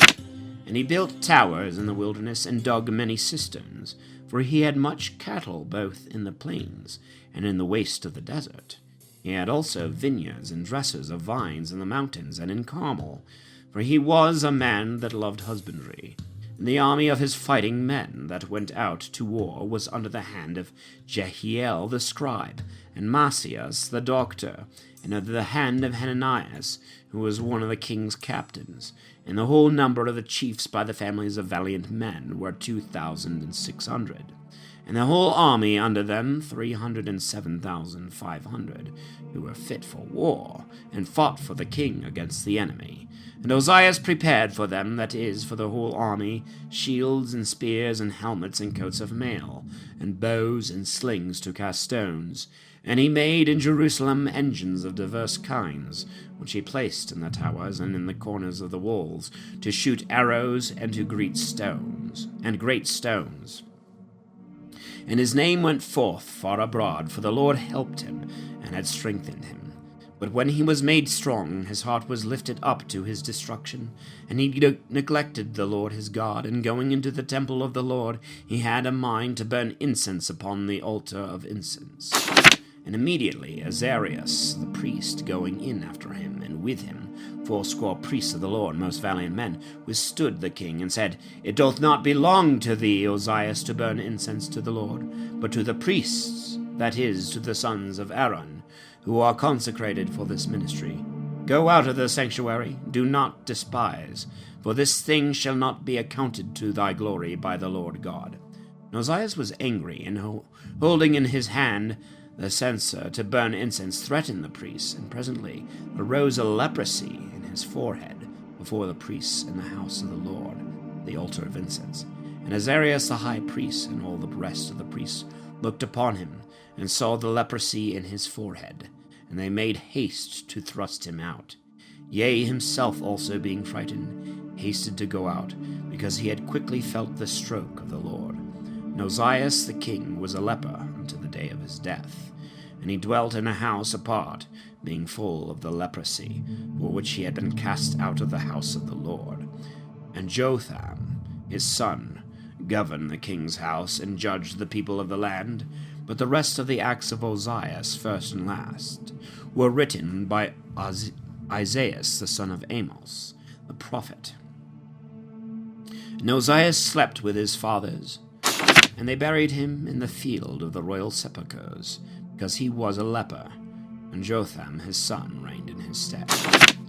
Jotham was 75 years old when he began to reign, and he reigned 16 years in Jerusalem. The name of his mother was Jerusha, the daughter of Sadok. He did that which was right before the Lord, according to all that Uzziah his father had done, only that he entered not into the temple of the Lord, and the people still transgressed. He built the high gate of the house of the Lord, and on the wall of Ophel he built much. Moreover, he built cities in the mountains of Judah, and castles and towers in the forests. He fought against the king of the children of Ammon, and overcame them. And the children of Ammon gave him at that time 100 talents of silver, and 10,000 measures of wheat, and as many measures of barley. So much did the children of Ammon give him in the 2nd and 3rd year. And Jotham was strengthened, because he had his way directed before the Lord his God. Now the rest of the acts of Jotham, and all his wars and his works, are written in the book of the kings of Israel and Judah.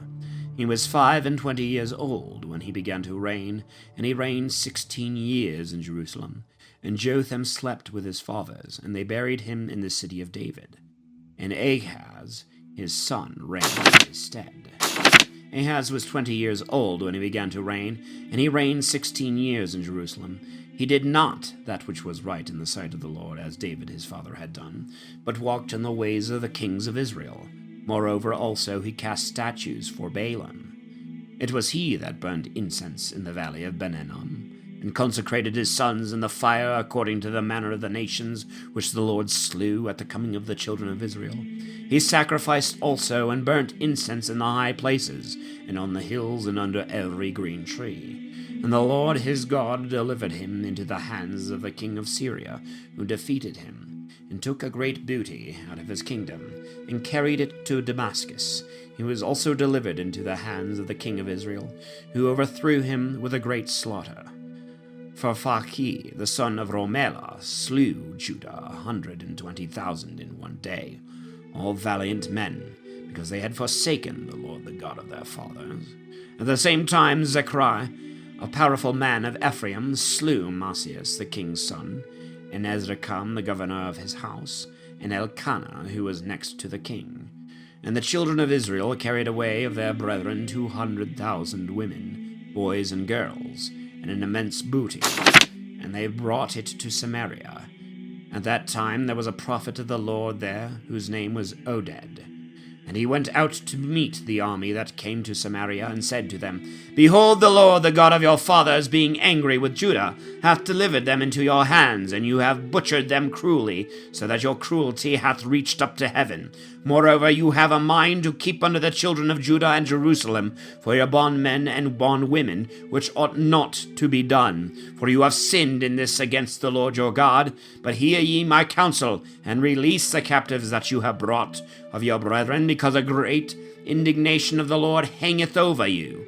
Then some of the chief men of the sons of Ephraim, Azarias the son of Johanan, Barachias the son of Mosalamath, Ezekias the son of Selum, and Amasa the son of Adari, stood up against them that came from the war. And they said to them, You shall not bring in the captives hither, lest we sin against the Lord. Why will you add to our sins, and heap up upon our former offenses? For the sin is great, and the fierce anger of the Lord hangeth over Israel. So the soldiers left the spoils and all that they had taken before the princes and all the multitude. And the men whom we mentioned above rose up and took the captives, and with the spoils clothed all them that were naked. And when they had clothed and shed them, and refreshed them with meat and drink, and anointed them because of their labor, and had taken care of them, they set such of them as could not walk, and were feeble, upon beasts, and brought them to Jericho, the city of palm trees, to their brethren. And they returned to Samaria.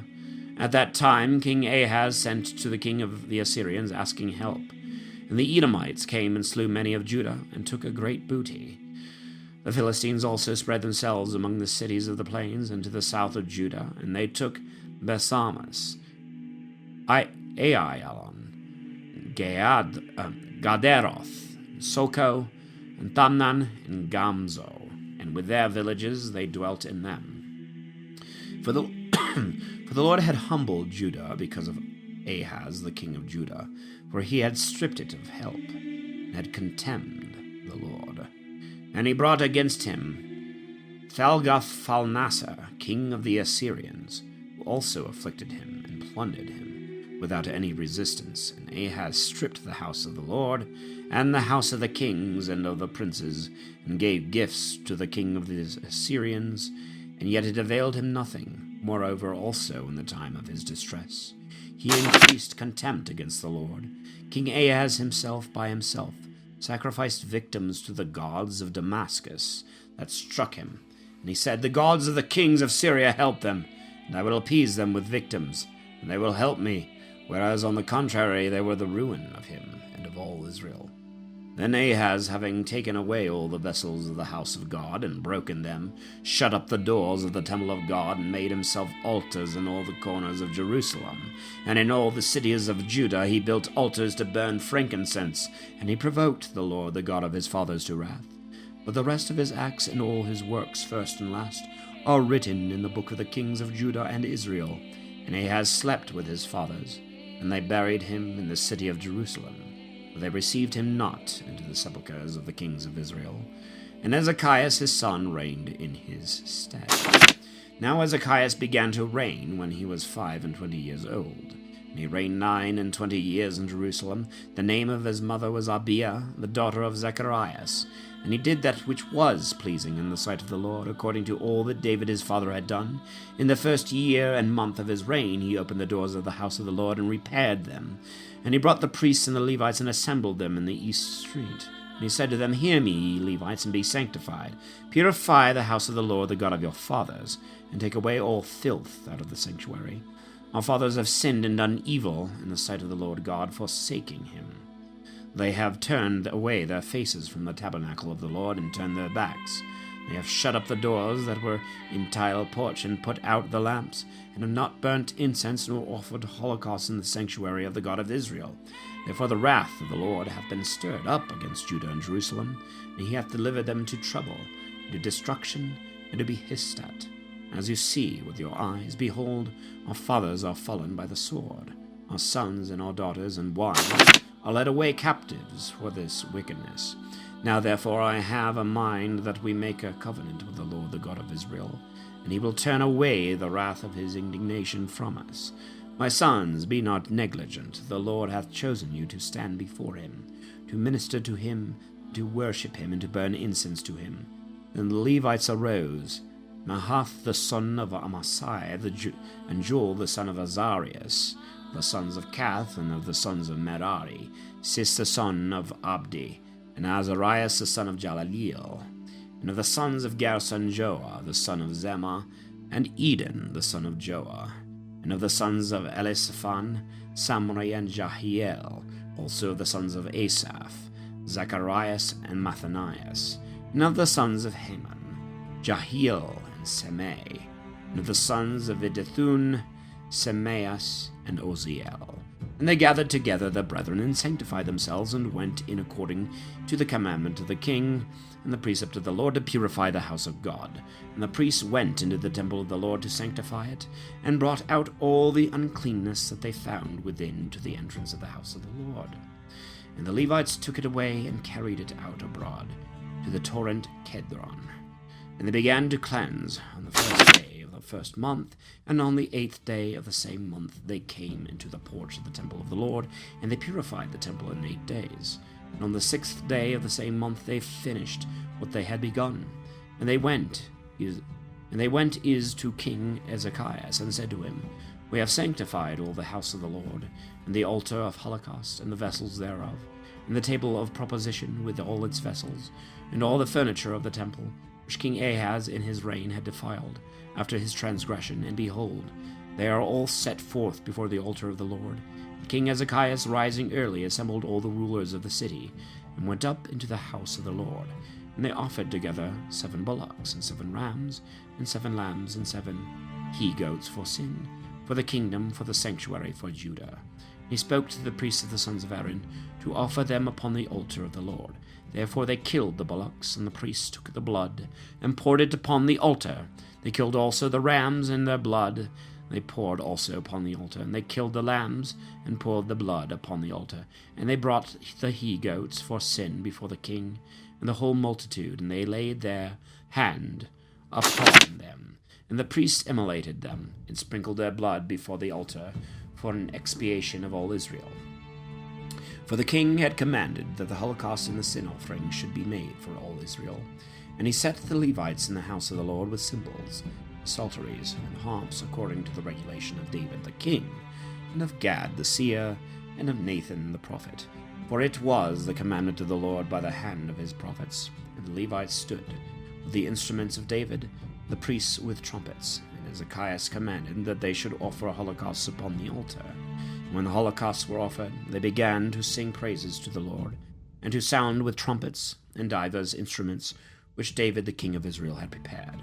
And all the multitude adored, and the singers and the trumpeters were in their office till the holocaust was finished. And when the oblation was ended, the king and all that were with him bowed down and adored. And Hezekiah and the princes commanded the Levites to praise the Lord with the words of David and Asaph the seer. And they praised him with great joy, and bowing the knee adored. And Hezekiah added and said, You have filled your hands to the Lord. Come and offer victims and praises in the house of the Lord. And all the multitude offered victims and praises and holocausts with a devout mind. And the number of the holocausts which the multitude offered was 70 bullocks, 100 rams, and 200 lambs. And they consecrated to the Lord 600 oxen, and 3,000 sheep. But the priests were few, and were not enough to flay the holocausts. Wherefore the Levites, their brethren, helped them, till the work was ended, and priests were sanctified. For the Levites are sanctified with an easier rite than the priests.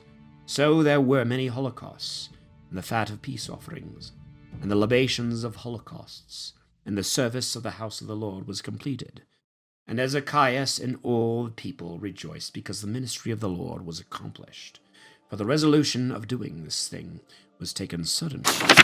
And Hezekiah sent to all Israel and Judah, and he wrote letters to Ephraim and Manasseh, that they should come to the house of the Lord in Jerusalem, and keep the feast to the Lord the God of Israel. For the king, taking counsel, and the princes, and all the assembly of Jerusalem, decreed to keep the house the 2nd month. For they could not keep it in its time, because there were not priests enough sanctified. The people was not as yet gathered together to Jerusalem. And the thing pleased the king and all the people. And they decreed to send messengers to all Israel, from Beersheba even to Dan, that they should come and keep their feast to the Lord the God of Israel in Jerusalem, for many had not kept it as it is prescribed by the law. And the posts went with letters by commandment of the king and his princes to all Israel and Judah, proclaiming according to the king's orders, Ye children of Israel, turn again to the Lord the God of Abraham and of Isaac and of Israel, and we will return the remnant of you that have escaped the hand of the king of the Assyrians. Be not like your fathers and brethren, who departed from the Lord the God of their fathers, and he hath given them up to destruction, as you see. Harden not your necks, as your fathers did. Yield yourselves to the Lord, and come to his sanctuary, which he hath sanctified forever. Serve the Lord the God of your fathers, and the wrath of his indignation shall be turned away from you. For if you turn again to the Lord, your brethren and children shall find mercy before their masters, that have led them away captive, and they shall return into this land, for the Lord your God is merciful, and will not turn away his face from you, if you return to him. So the posts went speedily from city to city, through the land of Ephraim and of Manasseh, even to Zebulun, whilst they laughed at them and mocked them. Nevertheless, some men of Asher, and some of Manasseh, and some of Zebulun, yielding to the counsel, came to Jerusalem. But the hand of God was on Judah, to give them one heart to do the word of the Lord, according to the commandment of the king and of the princes. And much people were assembled to Jerusalem to celebrate the solemnity of the unleavened bread in the 2nd month. And they arose and destroyed the altars that were in Jerusalem, and took away all things in which incense was burnt to idols, and cast them into the torrent Kedron. And they immolated the fays on the 14th day of the 2nd month. And the priests and the Levites, being at length sanctified, offered holocausts in the house of the Lord. And they stood in their order according to the disposition, and the law of Moses the man of God. But the priests received the blood, which was to be poured out from the hands of the Levites, because a great number was not sanctified. And therefore the Levites immolated the fays for them, that came not in time to be sanctified to the Lord. But a great part of the people from Ephraim, and Manasseh, and Issachar, and Zabulon, that had not been sanctified, ate the fays otherwise than it is written. Hezekiah prayed for them, saying, The Lord who is good will show mercy to all them who with their whole heart seek the Lord, the God of their fathers, and will not impute it to them that they are not sanctified. And the Lord heard him, and was merciful to the people. And the children of Israel that were found at Jerusalem kept the feast of unleavened bread 7 days with great joy, praising the Lord every day, the Levites also, and the priests with instruments that agreed to their office. And Hezekiah spoke to the heart of all the Levites, that had good understanding concerning the Lord. And they ate during the 7 days of solemnity, immolating victims of peace offerings, and praising the Lord, the God of their fathers. And it pleased the whole multitude to keep other 7 days, which they did with great joy. For Hezekiah the king of Judah had given to the multitude 1,000 bullocks and 7,000 sheep. And the princes had given the people 1,000 bullocks and 10,000 sheep. And a great number of priests was sanctified. And all the multitude of Judah, with the priests and Levites and all the assembly that came out of Israel, and the proselytes of the land of Israel that dwelt in Judah, were full of joy. And there was great solemnity in Jerusalem, such as had not been in that city since the time of Solomon the son of David king of Israel. And the priests and the Levites rose up and blessed the people, and their voice was heard, and their prayer came to the holy dwelling place of heaven. And when these things had been duly celebrated, all Israel that were found in the cities of Judah went out, and they broke the idols and cut down the groves, demolished the high places, and destroyed the altars, not only out of all Judah and Benjamin, but out of Ephraim also and Manasseh, till they had utterly destroyed them. Then all the children of Israel returned to their possessions and cities, and Hezekiah appointed companies of the priests and the Levites by their courses, every man in his own office, to wit, both of the priests and of the Levites for holocausts, and for peace offerings to minister, and to praise and to sing in the gates of the camp of the Lord. And the king's part was, that of his proper substance the holocaust should be offered always, morning and evening, and on the Sabbaths, and the new moons and the other solemnities, as it is written in the law of Moses. He commanded also the people that dwelt in Jerusalem to give to the priests and the Levites their portion, that they might attend to the law of the Lord, which when it was noised abroad in the ears of the people, the children of Israel offered in abundance the firstfruits of corn, wine, and oil, and honey, and brought the tithe of all things which the ground bringeth forth. Moreover, the children of Israel and Judah that dwelt in the cities of Judah brought in the tithes of oxen and sheep, and the tithes of holy things, which they had vowed to the Lord their God, and carrying them all made many heaps. In the 3rd month they began to lay the foundations of the heaps, and in the 7th month they finished them. And when Hezekiah and his princes came in, they saw the heaps, and they blessed the Lord and the people of Israel. And Hezekiah asked the priests and the Levites why the heaps lay so. Azarias, the chief priest of the race of Zadok, answered him, saying, Since the first fruits began to be offered in the house of the Lord, we have eaten and have been filled, and abundance is left, because the Lord hath blessed his people. And of that which is left is this great store which thou seest. Then Hezekiah commanded to prepare storehouses in the house of the Lord. And when they had done so, they brought in faithfully both the firstfruits and the tithes and all they had vowed. The overseer of them was Conanias the Levite, and Semei his brother was the second. And after him Jehiel and Azarias, and Nahath, and Asiel, and Jeremoth, and Jozabad, and Eliel, and Jesmachias, and Mahath, and Bananias, overseers under the hand of Conanias, or of Conanius, and Semei his brother, by the commandment of Hezekiah the king, and Azarias the high priest of the house of God, to whom all things appertained. But Korah the son of Jemna, the Levite, the porter of the east gate, was overseer of the things which were freely offered to the Lord, and of the first fruits and the things dedicated for the Holy of Holies. And under his charge were Eden and Benjamin, Jeshua, and Semias, and Amarias, and and Shechaniah in the cities of the priests, to distribute faithfully portions to their brethren, both little and great, besides the males from 3 years old and upward, to all that went into the temple of the Lord, and whatsoever there was need of in the ministry and their offices according to their courses day by day, to the priests by their families, and to the Levites from the 20th year and upward, by their classes and companions, and to all the multitude, both to their wives and to their children of both sexes. Victuals were given faithfully out of the things that had been sanctified. Also of the sons of Aaron, who were in the fields and in the suburbs of each city, there were men appointed to distribute portions to all the males, among the priests and the Levites.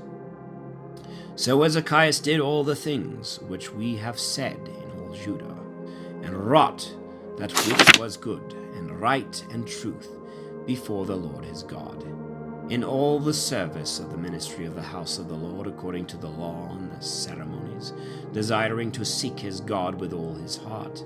And he did it and prospered. After these things and this truth, Sennacherib, king of the Assyrians, came and entered into Judah and besieged the fenced cities, desiring to take them. And when Hezekiah saw that Sennacherib was come, that the whole force of the war was turning against Jerusalem, he took counsel with the princes and the most valiant men to stop up the heads of the springs that were without the city. And as they were all this mind, he gathered together a very great multitude. And they stopped up all the springs and the brook that ran through the midst of the land, saying, lest the kings of the Assyrians should come, and the abundance of water. He built up also with great diligence all the wall that had been broken down, and built towards upon it, and another wall without. And he repaired Millo in the city of David, and made all sorts of arms and shields, and appointed captains of the soldiers of the army.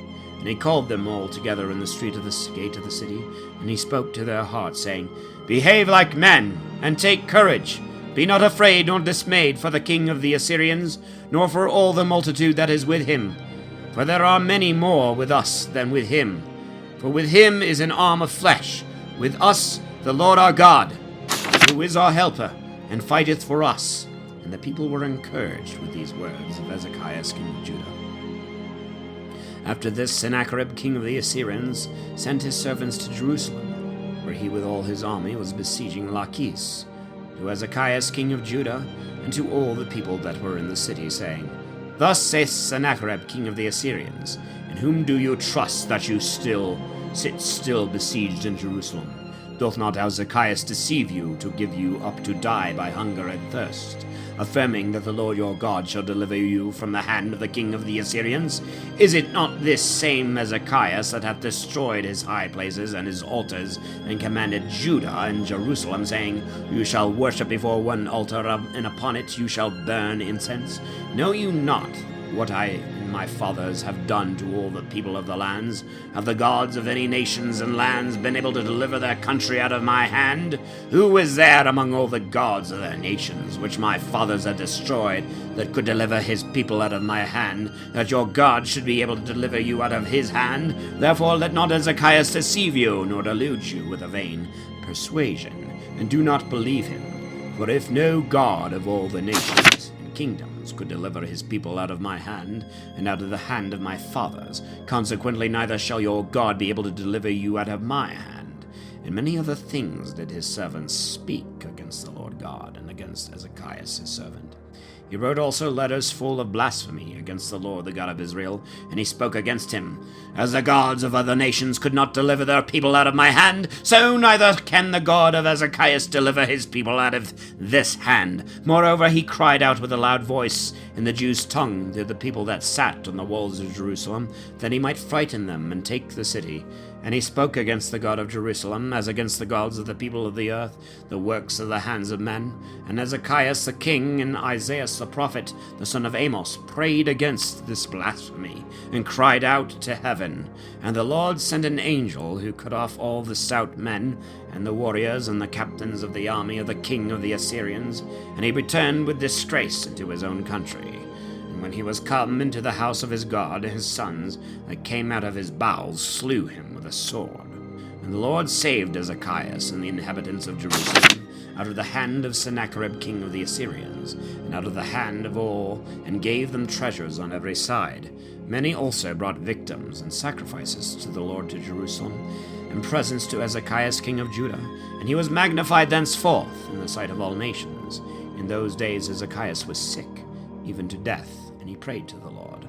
And he heard him, and gave him a sign. But he did not render again according to the benefits which he had received, for his heart was lifted up, and wrath was enkindled against him, and against Judah and Jerusalem. And he humbled himself afterwards, because his heart had been lifted up, both he and the inhabitants of Jerusalem. And therefore the wrath of the Lord came not upon them in the days of Ezekias. And Ezekias was rich and very glorious, and he gathered himself great treasures of silver and of gold, and of precious stones, of spices, and of alms, and of all kinds, and of vessels of great price, storehouses also of corn, of wine, and of oil, and stalls for all beasts, and folds for cattle. And he built himself cities, where he had flocks of sheep, and herds without number, for the Lord had given him very much substance. This same Ezekias was he that stopped the source of the waters of Gihon, and turned them away underneath toward the west of the city of David. And all his works he did prosperously that he would. But yet in the embassy of the princes of Babylon that was sent to him to inquire of the wonder that had happened upon the earth, God left him that he might be tempted, and all things that might be made known that were in his heart. Now the rest of the acts of Ezekias and of his mercies are written in the book of the kings of Judah and Israel. And Hezekiah slept with his fathers, and they buried him above the sepulchres of the sons of David. And all Judah and all the inhabitants of Jerusalem celebrated his funeral. And Manasseh his son reigned in his stead. Manasseh was 12 years old when he began to reign, and he reigned 55 years in Jerusalem. And he did evil before the Lord, according to all the abominations of the nations which the Lord cast out before the children of Israel. And he turned and built again the high places which Ezekias his father had destroyed. And he built altars to Baalim, and made groves, and he adored all the hosts of heaven, and worshipped them. He built also altars in the house of the Lord, whereof the Lord had said, In Jerusalem shall my name be forever. And he built them for all the host of heaven in the 2 courts of the house of the Lord. And he made his sons to pass through the fire in the valley of Ben-Hinnom. He observed dreams, followed divinations, gave himself up to magic arts, and with him magicians and enchanters. And he wrought many evils before the Lord to provoke him to anger. He set also a graven and a molten statue in the house of God, of which God had said to David and to Solomon his son, In this house and in Jerusalem, which I have chosen out of all the tribes of Israel, will I put my name forever. And it will not make the foot of Israel to be removed out of the land which I have delivered to their fathers. Yet so, if they will take heed to do what I here command them, and all the law and the ceremonies and the judgments by the hands of Moses, so Manasseh seduced Judah and the inhabitants of Jerusalem to do evil beyond all the nations which the Lord had destroyed before the face of the children of Israel. And the Lord spoke to him and to his people, and they would not hearken. Therefore he brought upon them the captains of the army of the king of the Assyrians.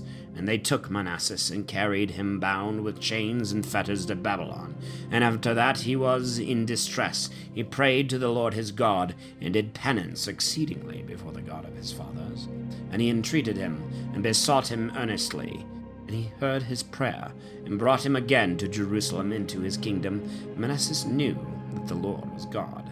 After this he built a wall without the city of David, on the west side of Gihon, in the valley, from the entering in of the fish gate round about to Ophel, and raised it up to a great height. And he appointed captains of the army in all the fenced cities of Judah. And he took away the strange gods, and the idol out of the house of the Lord, the altars also which he had made in the mount of the house of the Lord, and in Jerusalem. And he cast them all out of the city. And he repaired the altar of the Lord, and sacrificed upon it victims and peace offerings, and praise. And he commanded Judah to serve the Lord, the God of Israel. Nevertheless, the people still sacrificed in the high places to the Lord their God. But the rest of the acts of Manasseh and his prayer to his God, and the words of the seers that spoke to him in the name of the Lord, the God of Israel, are counted in the words of the kings of Israel. His prayer also, and his being heard in all his sins and contempt, in places wherein he built high places and set up groves and statues before he did penance, are written in the words of Hosea. And Manasseh slept with his fathers, and they buried him in his house, and his son Amen reigned in his stead. Amen was 22 years old when he began to reign, and he reigned 2 years in Jerusalem. And he did evil in the sight of the Lord, as Manasseh his father had done, and he sacrificed to all the idols which Manasseh his father had made, and served them. And he did not humble himself before the Lord, as Manasseh his father had humbled himself, but committed far greater sins, and his servants conspired against him, and slew him in his own house. But the rest of the multitude of the people slew them that had killed Amen, and made Josias his son king in his stead. Josias was 8 years old when he began to reign, and he reigned 31 years in Jerusalem. And he did that which was right in the sight of the Lord, and walked in the ways of David his father. He declined not, neither to the right hand nor to the left. And in the 8th year of his reign, when he was yet a boy, he began to seek the God of his father David. And in the 12th year after he began to reign, he cleansed Judah and Jerusalem from the high places and the groves, and the idols and the graven things. And they broke down before him the altars of Baalim, and demolished the idols that had been set upon them. And he cut down the groves and the graven things, and broke them in pieces, and strewed the fragments upon the graves of them that had sacrificed to them. And he burnt the bones of the priests on the altars of the idols, and he cleansed Judah and Jerusalem. And in the cities of Manasseh, and of Ephraim, and of Simeon, even to Naphtali, he demolished all. And when he had destroyed the altars and the groves, and had broken the idols in pieces, and demolished all profane temples throughout all the land of Israel, he returned to Jerusalem. Now in the 18th year of his reign, when he had cleansed the land and the temple of the Lord, he sent Shaphan the son of Hesalias, and Marcius the governor of the city, Joha the son of Joachaz the recorder, to repair the house of the Lord his God. And they came to Hilkias the high priest, and received of him the money which had been brought into the house of the Lord, and which the Levites and the porters had gathered together from Manasseh and Ephraim, and all the remnant of Israel, and from all Judah and Benjamin, and the inhabitants of Jerusalem, which they delivered into the hands of them that were over the workmen in the house of the Lord, to repair the temple, and mend all that was weak. But they gave it to the artificers and to the masons, to buy stones out of the quarries, and timber for the couplings of the building, and to rafter the houses which the kings of Judah had destroyed. And they did all faithfully. Now the overseers of the workmen were Jahath and Abdias of the sons of Merari, Zacharias and Mosalam of the sons of Kath, who hastened the work, all Levites skillful to play on instruments. But over them that carried burdens for divers uses were scribes and masters of the number of the Levites and porters. Now when they carried out the money that had been brought into the temple of the Lord, Hilkias the priest found the book of the law of the Lord by the hand of Moses. And he said to Shaphan the scribe, I have found the book of the law in the house of the Lord. And he delivered it to him. But he carried the book to the king, and told him, saying, Lo, all that thou hast committed to thy servants is accomplished. They have gathered together the silver that was found in the house of the Lord, and it is given to the overseers of the artificers and of the workmen for divers works. Moreover, Hilkias the priest gave me this book. And he read it before the king. And when he had heard the words of the law, he rent his garments. And he commanded Hilkias, and Ahikam the son of Shaphan, and Abdon the son of Micah, and Shaphan the scribe, and Asa the king's servant, saying, Go, and pray to the Lord for me, and for the remnant of Israel and Judah, concerning all the words of this book, which is found. For the great wrath of the Lord hath fallen upon us, because our fathers have not kept the words of the Lord, to do all things that are written in this book. And Elchias, and they that were sent with him by the king, went to Ulda the prophetess, the wife of Salem, the son of Thekwa, son of Hasra, keeper of the wardrobe, who dwelt in Jerusalem in the second part. And they spoke to her the words above mentioned.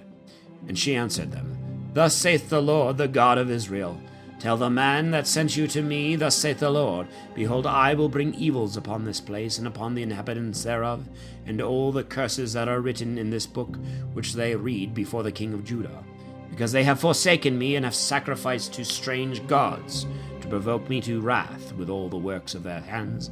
Therefore my wrath shall fall upon this place, and shall not be quenched.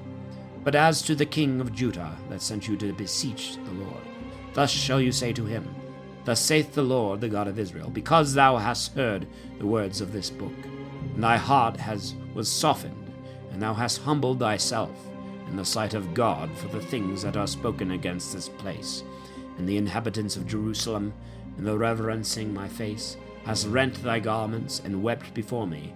I also have heard thee, saith the Lord. For now I will gather thee to thy fathers, and thou shalt be brought to thy tomb in peace. And thy eyes shall not see all the evil that I will bring upon this place, and the inhabitants thereof. They therefore reported to the king all that she had said. And he called together all the ancients of Judah, Jerusalem, and went up to the house of the Lord, and all the men of Judah, and the inhabitants of Jerusalem, the priests and the Levites, and all the people from the least to the greatest. And the king read in their hearing in the house of the Lord all the words of the book, and standing up in his tribunal, he made a covenant before the Lord to walk after him, and keep his commandments, and testimonies, and justifications with all his heart, with all his soul, and to do the things that were written in that book, which he had read. He adjured all that were found in Jerusalem and Benjamin to do the same. And the inhabitants of Jerusalem did according to the covenant of the Lord, the God of their fathers. Josias took away all the abominations out of all the countries of the children of Israel, made all that were left in Israel to serve the Lord their God. As long as he lived, they departed not from the Lord, the God of their fathers. And Josias kept a feast to the Lord in Jerusalem, and it was sacrificed on the 14th day of the first month. And he set the priests in their offices, and exhorted them to minister in the house of the Lord. And he spoke to the Levites, by whose instruction all Israel was sanctified to the Lord, saying, Put the ark in the sanctuary of the temple, which Solomon the son of David king of Israel built, for you shall carry it no more, but minister now to the Lord your God, and to his people Israel. And prepare yourselves by your houses and families according to your courses, as David king of Israel commanded, and Solomon his son hath written. And serve ye in the sanctuary by the families and companies of Levi. And being sanctified, kill the fays, and prepare your brethren, that they may do according to the words which the Lord spoke by the hand of Moses. And Josias gave to all the people that were found there in the solemnity of the fays, of lambs, and of kids, and of the flocks, and of other small cattle 30,000, and of oxen 3,000. All these were of the king's substance. And his princes willingly offered what they had vowed, both to the people and to the priests and to the Levites. Moreover, Helkias and Zacharias and Jahiel, rulers of the house, the Lord gave to the priests to keep the fays 2,600 small cattle and 300 oxen. And Conanias and Semaias and Nathaniel his brethren, and Hasabias and Jahiel and Jozabad, princes of the Levites, gave to the rest of the Levites to celebrate the fays 5,000 small cattle and 500 oxen. And the ministry was prepared, and the priests stood in their office, the Levites also and their companies, according to the king's commandment. And the fays was immolated, and the priests sprinkled the blood with their hand, and the Levites flayed the holocausts. And they separated them to give them by the houses and families of everyone, and to be offered to the Lord, as it is written in the book of Moses. And with the oxen they did in like manner. And they roasted the fays with fire, according to that which is written in the law.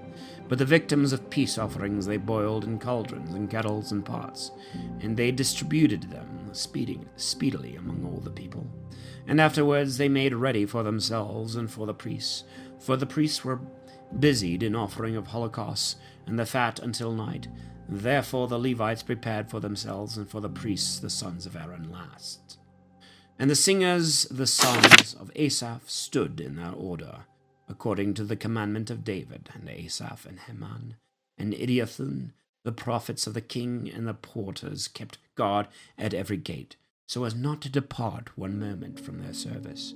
And therefore their brethren the Levites prepared meats for them. So all the service of the Lord was duly accomplished that day, both in keeping the fays and offering holocausts upon the altar of the Lord, according to the commandment of King Josias. And the children of Israel that were found there kept the fays at that time, and the feast of unleavened bread 7 days. There was no fays like to this in Israel from the days of Samuel the prophet, neither did any of all the kings of Israel keep such a fays as Josias kept, with the priests and the Levites and all Judah and Israel that were found, and the inhabitants of Jerusalem. In the 18th year of the reign of Josias was this phase celebrated.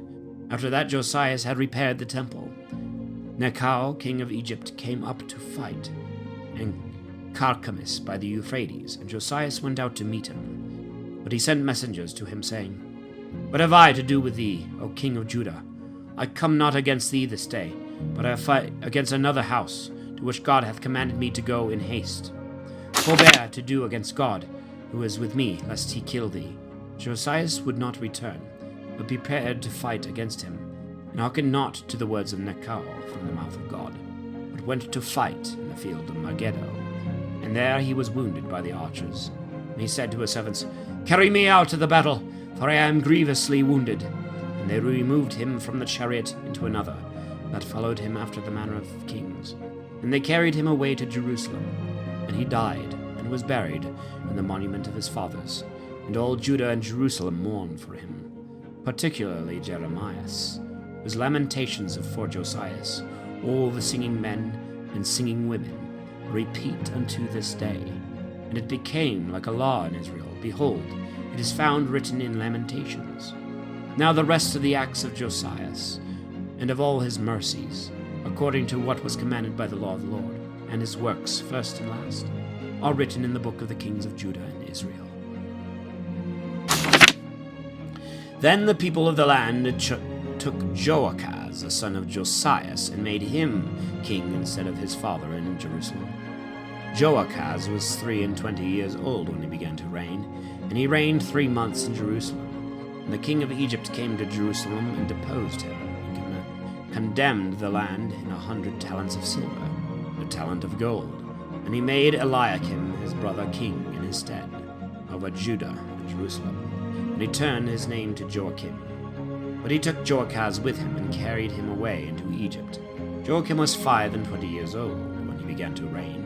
And he reigned 11 years in Jerusalem. And he did evil before the Lord his God. Against him came up Nebuchadnezzar, king of the Chaldeans, led him bound in chains into Babylon. And he carried also thither the vessels of the Lord, and put them in his temple. But the rest of the acts of Joachim, and his abominations which he wrought, and the things that were found in him, are contained in the book of the kings of Judah and Israel. Joachim his son reigned in his stead. Joachim was 8 years old when he began to reign, and he reigned 3 months and 10 days in Jerusalem, and he did evil in the sight of the Lord. And at the return of the year, King Nebuchadnezzar sent and brought him to Babylon, carrying away at the same time the most precious vessels of the house of the Lord. And he made Zedekias, his uncle, king over Judah and Jerusalem. Zedekias was 21 years old when he began to reign, and he reigned 11 years in Jerusalem. And he did evil in the eyes of the Lord his God, and did not reverence the face of Jeremias the prophet, speaking to him from the mouth of the Lord. He also revolted from King Nebuchadnezzar, who had made him swear by God, and he hardened his neck with his heart, from returning to the Lord, the God of Israel. Moreover, all the chiefs of the priests and the people wickedly transgressed according to all the abominations of the Gentiles. And they defiled the house of the Lord, which he had sanctified to himself in Jerusalem. And the Lord, the God of their fathers, sent to them by the hand of his messengers, rising early, and daily admonishing them, because he spared his people and his dwelling place. But they mocked the messengers of God, and despised his words, and misused the prophets, until the wrath of the Lord arose against his people, and there was no remedy. For he brought upon them the king of the Chaldeans, and he slew their young men with a sword in the house of his sanctuary. He had no compassion on young man or maiden, old man, or even him that stooped for age. But he delivered them all into his hands, and all the vessels of the house of the Lord, great and small, and treasures of the temple, and of the king and of the princes he carried away to Babylon. And the enemies set fire to the house of God, and broke down the wall of Jerusalem, burnt all the towers, and whatsoever was precious they destroyed.